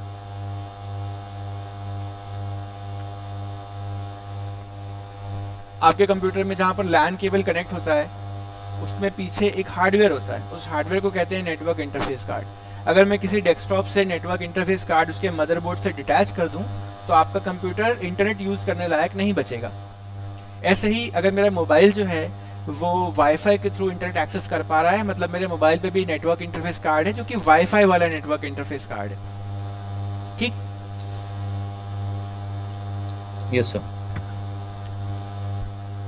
For example network interface card एक हार्डवेयर है। हार्डवेयर बनाने का काम जो है वो मान लो इलेक्ट्रॉनिक्स वाले कर रहे हैं, इलेक्ट्रिकल वाले कर रहे हैं, वो हार्डवेयर वाला काम है। नेटवर्किंग सॉफ्टवेयर भी होते हैं। फॉर एग्जाम्पल एक सॉफ्टवेयर बना है आउटलुक जिससे ईमेल भेजे जा सकते हैं, या एक सॉफ्टवेयर बना है BitTorrent जिससे हम मूवीज डाउनलोड कर सकते हैं। वो सॉफ्टवेयर तो बना ही है बट वो सॉफ्टवेयर जो है वो बैकएंड में किस टाइप का नेटवर्क प्रोटोकॉल यूज कर रहा है, that is also very important. So what we are using, how we are using will be either software purely or it will be hardware. तो सॉफ्टवेयर है कि हार्डवेयर है, या क्या होता है कि आप कह सकते हो जब से कंप्यूटर नेटवर्किंग कह सकते हो इन्वेंट हुई है, स्टार्ट हुई है, तब से इतनी ज़्यादा इन्वेंशंस कंप्यूटर नेटवर्किंग में नई नई चीज़ें आती जा रही हैं कि उसको कैटेगरी में डिवाइड करना बहुत इंपॉर्टेंट हो गया था। तो OSI जो है, OSI एक रेफरेंस मॉडल है। इसको आप कह सकते हो कि एक बुक का, ये एक सब्जेक्ट के चैप्टर जैसा है ये। तो आप इमेजिन करो कि इसको 7 चैप्टर्स में डिवाइड कर दिया गया है। जो भी चीज़ें सॉफ्टवेयर रिलेटेड होती हैं उसको ऊपर की जो 3 लेयर्स हैं 7, 6 और 5 इन लेयर्स में डाल दिया गया है, और जो हार्डवेयर बेस्ड चीज़ें हैं उसको नीचे की 3 लेयर में डाल दिया गया है। तो कौन सी लेयर क्या काम करती है, तो एक चीज़ को दिमाग में रखना कि लेयर कंप्यूटर में नहीं होती हैं। कंप्यूटर में तो फंक्शनैलिटीज होती हैं, लेकिन कौन सी फंक्शनैलिटी को मैं किस चैप्टर में डालता हूँ या किस लेयर में डालता हूँ वो बात हमें ध्यान रखनी पड़ती है। तो अगर मैंने कोई नया वायर इन्वेंट किया है, कभी मान लो कभी कुछ साल पहले, कुछ डिकेड्स पहले ऑप्टिकल फाइबर इन्वेंट हुआ होगा, तो ऑप्टिकल फाइबर किस लेयर में जाना चाहिए? फिजिकल लेयर में जाना चाहिए, क्योंकि फिजिकल लेयर में सारी हार्डवेयर बेस्ड चीज़ें कंट्रोल होती हैं, रेगुलेट होती हैं। तो क्या किया गया है कि कंप्यूटर नेटवर्किंग के जो कम्युनिटीज़ हैं जिन्होंने कंप्यूटर नेटवर्किंग को कंट्रोल किया और आगे तक ले गए, और उनमें और भी रिसर्चेस होती रहती हैं, तो उन लोगों ने सबसे पहले बनाया था एक OSI model, open system interconnection. So computer की फंक्शनैलिटी को, कंप्यूटर नेटवर्किंग की फंक्शनैलिटी को अलग अलग कैटेगरी में डिवाइड करने के लिए ये डिवाइड किया गया था। तो इसको समझना बहुत ज़रूरी है। It's the basic thing, the first thing that a network engineer should know. तो क्या होता है, जब भी एक कंप्यूटर डेटा भेजता है तो वो भेजता है एप्लीकेशन लेयर में। एप्लीकेशन लेयर मतलब फॉर एग्जांपल जो चीज़ें मुझे अभी दिखाई दे रही है, फॉर एग्जांपल मैं ब्राउज़र खोल के बैठा हूँ, ब्राउज़र पे मैंने कुछ वेबसाइट का नाम टाइप किया और एंटर दबाया, तो जो सॉफ्टवेयर इनको करने में रिस्पॉन्सिबल है, दो software will come under application layer. Application layer में बहुत सारे प्रोटोकॉल्स, बहुत सारे रूल्स होते हैं जो कि मेनली सॉफ्टवेयर बेस्ड होते हैं। प्रेजेंटेशन लेयर ये बताती है कि कोई भी चीज़ कैसे दिखाई देनी है। फॉर एग्जांपल ये जो फॉन्ट दिख रहे हैं, ओपन सिस्टम इंटरकनेक्शन, ये फॉन्ट ऐसे ही दिखाई देंगे, ग्रीन कलर के दिखाई देंगे। वीडियो जो है वो कितना रेजोल्यूशन का होगा, ऑडियो कितना डेटा रेट का होगा, वो सारी चीज़ें प्रेजेंटेशन लेयर डिसाइड करती है। ठीक है, फिर सेशन लेयर ये डिसाइड करती है कि जब मैं कोई डेटा भेजूंगा तो उस डेटा का अलग से कोई कम्युनिकेशन होगा कि नहीं। फॉर एग्जांपल जब आप फ़ोन उठा के किसी से बात करते हैं लैंडलाइन से, तो लैंडलाइन में फ़ोन उठाते ही आपकी बात थोड़ी ना होती है, पहले आप डायल करते हैं और आपको रिंगटोन सुनाई देती है, सामने वाले बंदे की हेलो ट्यून सुनाई देती है, राइट। तो वो जो पूरा प्रोसेस है वो बात करने से पहले का प्रोसेस है। तो बात करने से पहले के प्रोसेस को बोलते हैं सेशन एस्टैब्लिशमेंट। ठीक है, तो आपने सेशन एस्टैब्लिश किया, एक बात पूरी तय कर दी, पूरे नेटवर्क बैकबोन को बता दिया कि हाँ मैं यहाँ बैठ के एक बंदे से बात कर रहा हूँ, तो don't disconnect my call in between. तो जो डायलॉग एक्सचेंज करना, सेशन एस्टैब्लिश करना, वो चीज़ें सेशन लेयर के अंडर आती हैं। Then comes the transport layer. Transport layer इस बात को रेगुलेट करती है कि कोई भी डेटा जा रहा है तो वो पहुँचेगा, इस बात की गारंटी ये कौन देगा, है ना। वो कैसे होता है वो मैं आपको बताऊंगा। नेटवर्क लेयर ये रेगुलेट करती है कि कोई पैकेट अगर नेटवर्क पे आ गया है तो उसको मैं कहाँ से होते हुए वो कौन कौन से राउटर या कौन कौन से पाथ फॉलो करेगा, that is controlled by network layer. Data link layer जो है, it regulates mostly the LAN. For example the computers which are there in the similar LAN, उनको आपस में बात करने के लिए जो रिक्वायरमेंट्स की जरूरत होती है, जो सॉफ्टवेयर हार्डवेयर फर्मवेयर की जरूरत पड़ती है, वो डेटा लिंक लेयर कंट्रोल करता है। फिजिकल लेयर सिंपली ये कंट्रोल करती है कौन सा वायर यूज होगा, ऑप्टिकल फाइबर यूज होगा कि वायरलेस मीडियम से हम कम्युनिकेट करने वाले हैं, जो सिग्नल जाएगा वो कितने वोल्टेज का होगा, है ना, कौन से इलेक्ट्रिकल अप्लायंसेस या कौन से वायर, क्या किस टाइप का सॉकेट यूज होगा, वो सारी चीज़ें कंट्रोल करता है फिजिकल लेयर। ओके, तो एक तरीके से गाइडलाइन है ये, जो लेयर्स होती है ना, दे आर गाइडलाइंस। इनका कोई ऐसा स्पेसिफिक रूल नहीं है, आपने कुछ चीज़ इन्वेंट की और उसको गलत लेयर में डाल दिया तो नोबडी इज सेइंग, बट वो चीज़ अगर कभी फाइनली पूरे वर्ल्ड में एक्सेप्ट हो गई तो फिर आपको टोका जाएगा that you invented, what ever you have invented was more of a physical layer thing, so you should put that in physical layer. तो आप इस बात को इमेजिन करिए कि कंप्यूटर नेटवर्किंग की पढ़ाई, उसकी स्टडी इतनी ज़्यादा वास्ट हो गई है कि उसको लेयर में डिवाइड करना ज़रूरी था। So open system interconnection is a reference model or a layering system under which you can study a computer network based subject very properly without any difficulty. मुझे बताओ रेफरेंस मॉडल से आप क्या समझे, समझ में आई कि नहीं बात?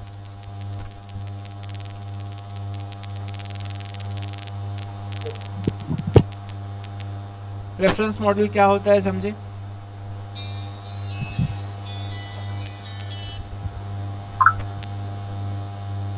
Tell me, did you understand this? क्या होता है reference model? Yes simply chapters हैं, ओके, जो 7th सेम वाले हैं please be patient, you know that I am teaching 5th sem also, so give your input, participate in what we are doing. So ठीक है, they are chapters. आप ये बोल सकते हो कि फंक्शनैलिटी तो इन लेयर पे बेस्ड होती है और हर एक लेयर का एक एक काम है। देखो इसको आप दो चीज़ समझ सकते हो, इनको बुक्स के चैप्टर मान लो। बुक्स के चैप्टर का फायदा क्या होता है कि आपकी पढ़ाई कैटेगराइज हो जाती है, आपको जो चैप्टर 1 में पढ़ रहे हो वो चैप्टर 2 से मिक्स नहीं होता, राइट। और दूसरा एक इंपॉर्टेंट काम क्या है कि आपने कभी देखा होगा जब कभी किसी इंडस्ट्री में काम होता है, किसी व्हीकल मैन्युफैक्चरिंग इंडस्ट्री में काम होता है, तो सिर्फ एक ही डिपार्टमेंट में पूरी कार बन के रेडी नहीं होती है। पहले कार का चेसिस बनता है, उसमें पेंटिंग होती है, फिर उसके बाद वो कार आगे बढ़ाई जाती है, फिर उसमें इंजन लगता है, कोई व्हील फिट करता है। तो तो क्या एक कन्वेयर बेल्ट जैसा होता है जिसमें एक प्रोडक्ट आगे आगे बढ़ता जाता है और उसमें पैकिंग अनपैकिंग और चीजें लगती जाती हैं। तो ये वैसे भी काम करता है कि अगर आपका डेटा निकला तो उसके ऊपर क्या क्या प्रोटेक्शन और क्या क्या लेयरिंग की जरूरत है, वो सारे काम ये लेयर के थ्रू होते हुए ही जाते हैं। Okay, that's what a reference model is. Protocol क्या होते हैं? प्रोटोकॉल क्या होते हैं? They are set of rules which have to be followed। For example computer networking में सेट ऑफ रूल्स इसलिए भी जरूरी है क्योंकि मशीन जो है बिना इंस्ट्रक्शन बिना रूल के कोई भी काम नहीं करती। स्टैंड अलोन मशीन नहीं करती तो एक नेटवर्क में एसोसिएटेड मशीन क्या करेगी? आप इमेजिन करो, प्रोटोकॉल जो है कंप्यूटर नेटवर्किंग में इसलिए भी जरूरी है कि फॉर एग्जांपल एक कंप्यूटर है which is good, it is following all your instruction, it is having all the software hardware everything, but एक जो दूसरा कंप्यूटर है अगर वो डिफरेंट रूल्स फॉलो करता होगा, डिफरेंट टाइप का कंप्यूटर होगा, उसमें जो पैकेट्स होंगे, डेटा कम्युनिकेशन होगा डिफरेंट होगा, उसमें लैन केबल नहीं कनेक्ट होता होगा, कुछ और कनेक्ट होता होगा, तो कैसे आप एक कंप्यूटर को दूसरे कंप्यूटर से कनेक्ट कर पाओगे? तो प्रोटोकॉल बहुत ज़रूरी हैं और प्रोटोकॉल पूरे वर्ल्ड में एक जैसे फॉलो होते हैं। जो भी इंसान, जो भी चीज़, अगर जो भी किसी सिटी में कोई एक कंपनी, कोई कंट्री अगर प्रोटोकॉल्स को प्रॉपरली वैसे फॉलो नहीं करेगी जैसे पूरा वर्ल्ड करता है तो वो इंटरनेट का हिस्सा प्रॉपरली नहीं बन पाएगी। ये बिल्कुल वैसे ही है जैसे कि एप्पल के जो मोबाइल फोन्स होते हैं उनमें बहुत सारी बेसिक चीज़ें नहीं चलती हैं जो एंड्रॉयड में चलती हैं। वो उनकी मर्जी थी, उन्होंने कुछ चीज़ें प्रोप्राइटरी बनाई, बस उस वजह से आपका जो एप्पल के मोबाइल फोन्स होते हैं वो बहुत सारी चीज़ों में बाकी चीज़ों से कंपैटिबल नहीं रहते। तो आपको वर्ल्ड से हटके रहना है कि आपको इंटरनेट का हिस्सा होना है। So it's a rule in networking that you have to follow all these protocols. जो प्रोटोकॉल का डिक्शनरी मीनिंग है वही यहाँ पर भी है। For example, two people are talking in let's say Spanish, okay, they are talking in Spanish, they have to understand Spanish, है ना। स्पेन में कुछ एटिकेट्स होंगे, आप हाय कहते हो, हेलो कहते हो, वो करना पड़ेगा। तो जो उस कंट्री के प्रोटोकॉल्स होंगे, जो उस लैंग्वेज के प्रोटोकॉल होंगे, आपको फॉलो करने पड़ेंगे। सिमिलरली जो दूसरा एक ये जो सेट है, ये दो राइट में दो लोग हैं, they are talking in English, तो they will start with first hi hello, okay.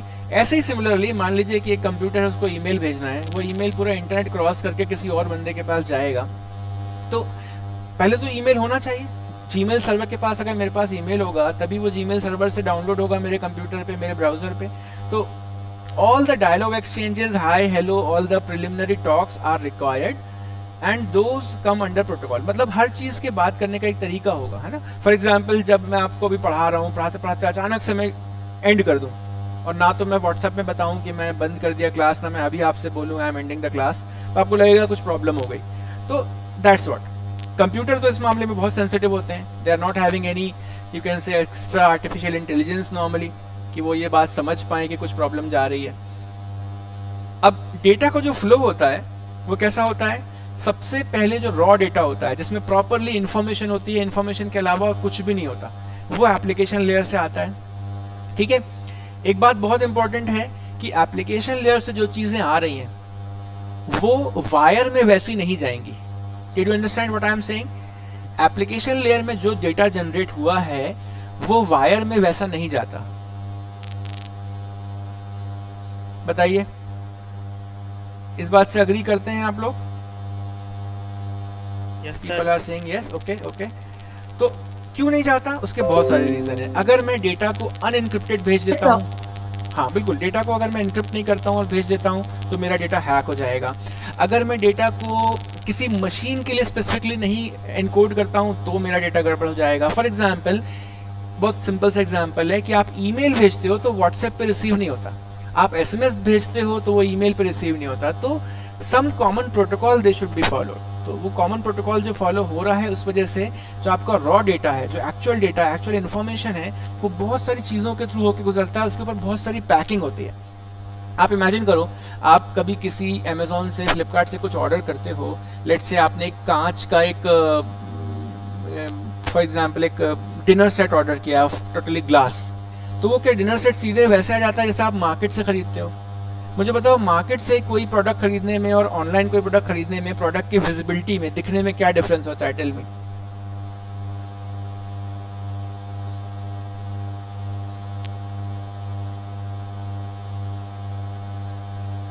Sir physically किसी चीज को खरीदने में सर हम उसका एक्चुअल अपीयरेंस देख सकते हैं। एग्जैक्टली, आपको डब्बा दिखेगा, आप उसके डब्बे को अंदर खोल के देखोगे, Yes. आपको जो बॉक्स मिलेगा वो प्रोडक्ट का बॉक्स होगा।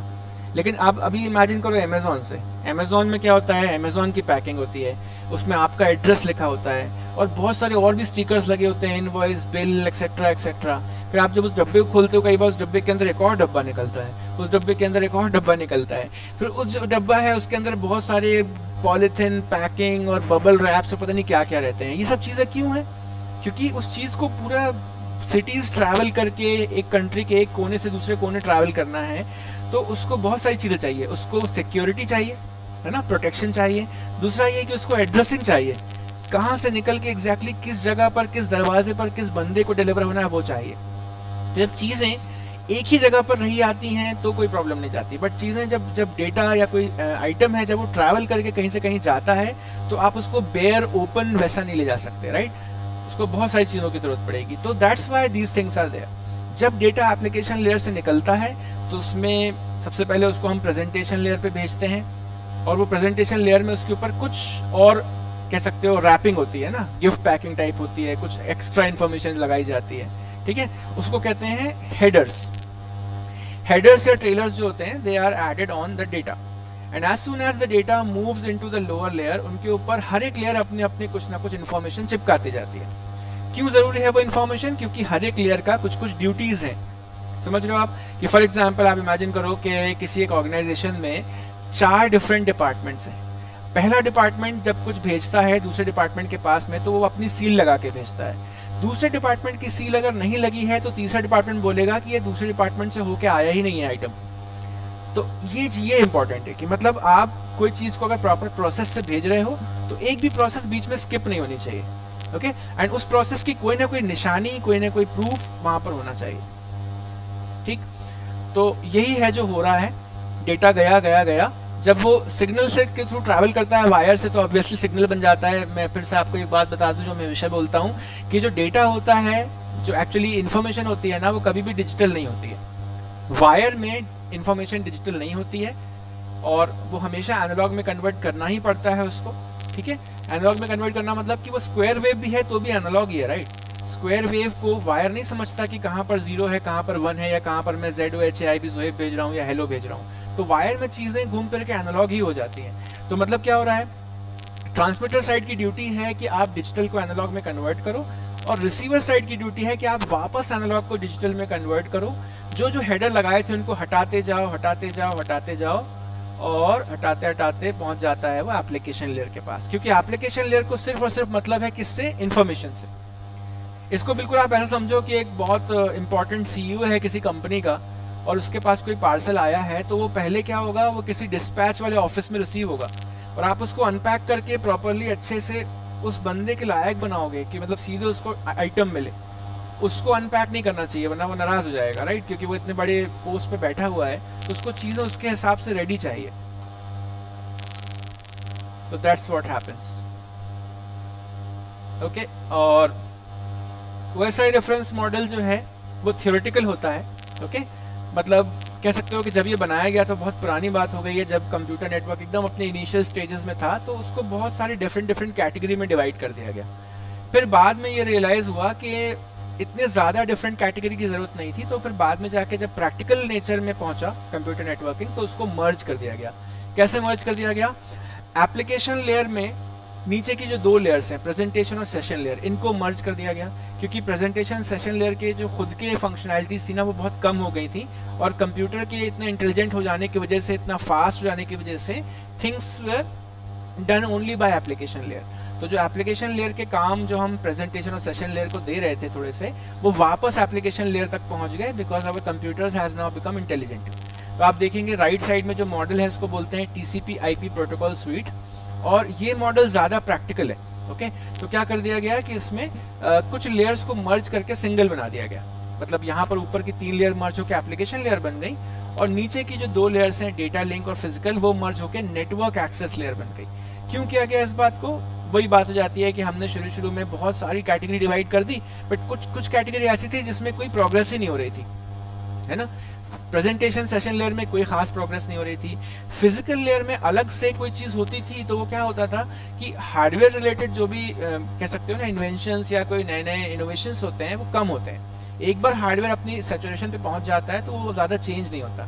लेकिन चीज़ें कहाँ चेंज आती हैं, डिवाइस ड्राइवर में, है ना। कोई इस टाइप के कोई चिप हैं या छोटे मोटे ऐसे सॉफ्टवेयर हैं जो हार्डवेयर को कंट्रोल कर रहे हैं, तो क्या हो गया कि डेटा लिंक लेयर और फिजिकल लेयर जो है, इन दोनों के बीच में जो फंक्शनैलिटी का जो एक बॉर्डर थी वो खत्म हो गई।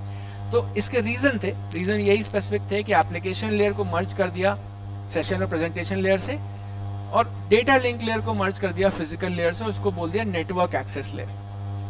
नेटवर्क लेयर को एक नया नाम दिया गया, उसको बोला गया internet layer, because TCP IP model जो है ना वो प्रॉपर इंटरनेट को सही से एक्सप्लेन करता है कि इंटरनेट कैसे काम करता है।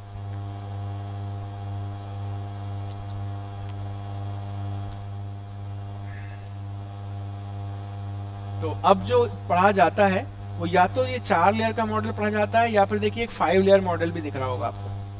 कुछ लोग कहते हैं कि जो टीसीपी/आईपी मॉडल है वो 4 ही लेयर का है, और कुछ बुक्स में आपको मिलेगा कि वो 5 लेयर का है। 5 लेयर में बस इतना ही डिफरेंस है कि वो थोड़ा सा और पुराना कह सकते हो, कि एकदम नए वाले में क्या बोला जाता है, फिजिकल और डेटा लिंक लेयर को भी मर्ज कर दो, और यहाँ पर क्या बोला जाता है, नहीं इनको अलग रहने दो। तो हार्डवेयर और सेमी हार्डवेयर को अगर आपको डिफरेंट रखना है तो आप डेटा लिंक लेयर और फिजिकल लेयर को अलग कर दो, वरना आप सेम कर दो। आप इन दोनों में से कोई भी एक 5 लेयर या 4 लेयर मॉडल किसी को बता देते हो तो नोबडी विल से कि ये गलत है, because both are used,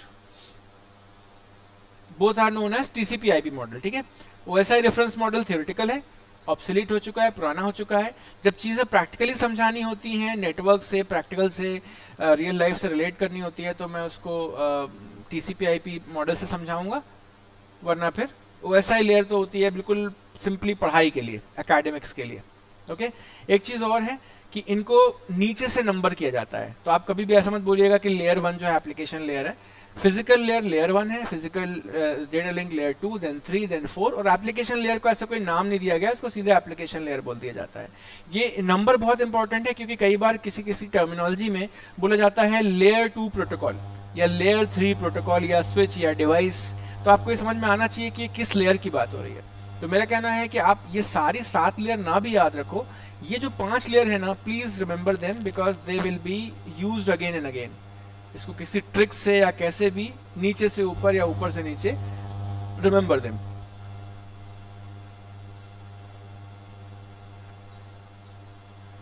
how the things happen, देखिए इस वीडियो को देखिएगा, डेटा आया, उसके ऊपर हेडर्स लगाए गए, हेडर्स लगाए गए, इलेक्ट्रिकल सिग्नल में कन्वर्ट हुआ, देन हेडर्स निकाले गए। ट्रांसमिटिंग साइड ध्यान दीजिएगा और रिसीविंग साइड ध्यान दीजिएगा, ऐसा हो रहा है। देखिए ये डायग्राम पूरा एक साथ है, डेटा आया कंप्यूटर से, उसमें हेडर्स लगाए गए, हेडर्स में क्या होते हैं, एड्रेसेस होते हैं, कंट्रोल इन्फॉर्मेशन होती है, एरर डिटेक्शन टेक्निक्स के लिए कुछ कुछ एक्स्ट्रा डेटा ऐड किया जाता है। ठीक है, तो ये चीजें बहुत इंपॉर्टेंट है। They are similar to writing the name of a person, then example writing the colony name, then for example city name, ये सारी चीजें हेडर की तरह हैं। किसी को आपके नाम से या आपकी कॉलोनी के नाम से मतलब नहीं है, लेकिन वो जरूरी है आप तक चीजें पहुंचाने के लिए। आप एज अ पर्सन, आपको तो सिर्फ अंदर के आइटम से मतलब है, अंदर के लेटर से मतलब है, राइट। तो लेकिन हमें जरूरी है, क्योंकि उसको इतना बड़ा रास्ता तय करके आना है डेटा को, या आप जो भी आइटम ऑर्डर कर रहे हो उसको, तो उसको क्या करना पड़ेगा कि ये सारी चीजों के थ्रू होते हुए जाना पड़ेगा। इन सब की डिटेल आगे आएंगी, डोंट वरी। एप्लीकेशन लेयर क्या करती है, एक प्रोटोकॉल डिसाइड करती है, जैसे कि फॉर एग्जांपल एक एग्जांपल प्रोटोकॉल है एसएमटीपी। एसएमटीपी होता है सिंपल मेल ट्रांसफर प्रोटोकॉल। इसका काम सिंपली होता है मेल को डिलीवर करना, सेंड करना, डिलीवर करना, ओके, रिसीव करना, सेंड करना। तो एप्लीकेशन लेयर ने एसएमटीपी डिसाइड किया और बोला कि ठीक है हम डेटा इससे भेजेंगे। एक ईमेल रेडी हुआ, उसको हम बोल रहे हैं वो डेटा है। देन उसके बाद एप्लीकेशन लेयर और क्या काम करेगी, देखिए आप इस बात को इमेजिन करिएगा कि एप्लीकेशन लेयर जो है ना, ध्यान रखिएगा, वो सेशन और प्रेजेंटेशन लेयर को अब मर्ज कर चुकी है। तो जो सेशन प्रेजेंटेशन लेयर के काम है, देखिए वो भी यहाँ पर है, जैसे कि एनक्रिप्शन करना, कंप्रेस करना, एनकोड करना, सेशन एस्टैब्लिश करना। क्योंकि अब एप्लीकेशन लेयर इसके अंदर ही है, सेशन और प्रेजेंटेशन लेयर एप्लीकेशन लेयर के अंदर है, तो ये सारे काम अब एप्लीकेशन लेयर की ड्यूटी हो गए। ठीक है, फिर उसके बाद आगे बढ़ते हैं, तो ट्रांसपोर्ट लेयर आगे बढ़ाएगा, ठीक है। हाँ, एक चीज और, यहाँ पर कभी कभी जब आप ये वीडियोस देखते हैं ना, तो ये वीडियो इंटरेक्टिव भी होते हैं। फॉर एग्जांपल आपको एसएमटीपी तो बता दिया गया है, अब आपको पता करना है एसएमटीपी होता क्या है, तो एक एक क्लिक से आप इन सब के बारे में एक एक डेफिनेशन देख सकते हो। DNS प्रोटोकॉल क्या होता है, FTP प्रोटोकॉल क्या होता है, देन HTTP क्या होता है, इन सब की सेपरेट डेफिनेशन आपको यहाँ से मिल जाएगी। मैं अभी नहीं डिफाइन कर रहा हूँ क्योंकि वो आगे आ ही जाएगी बाद में।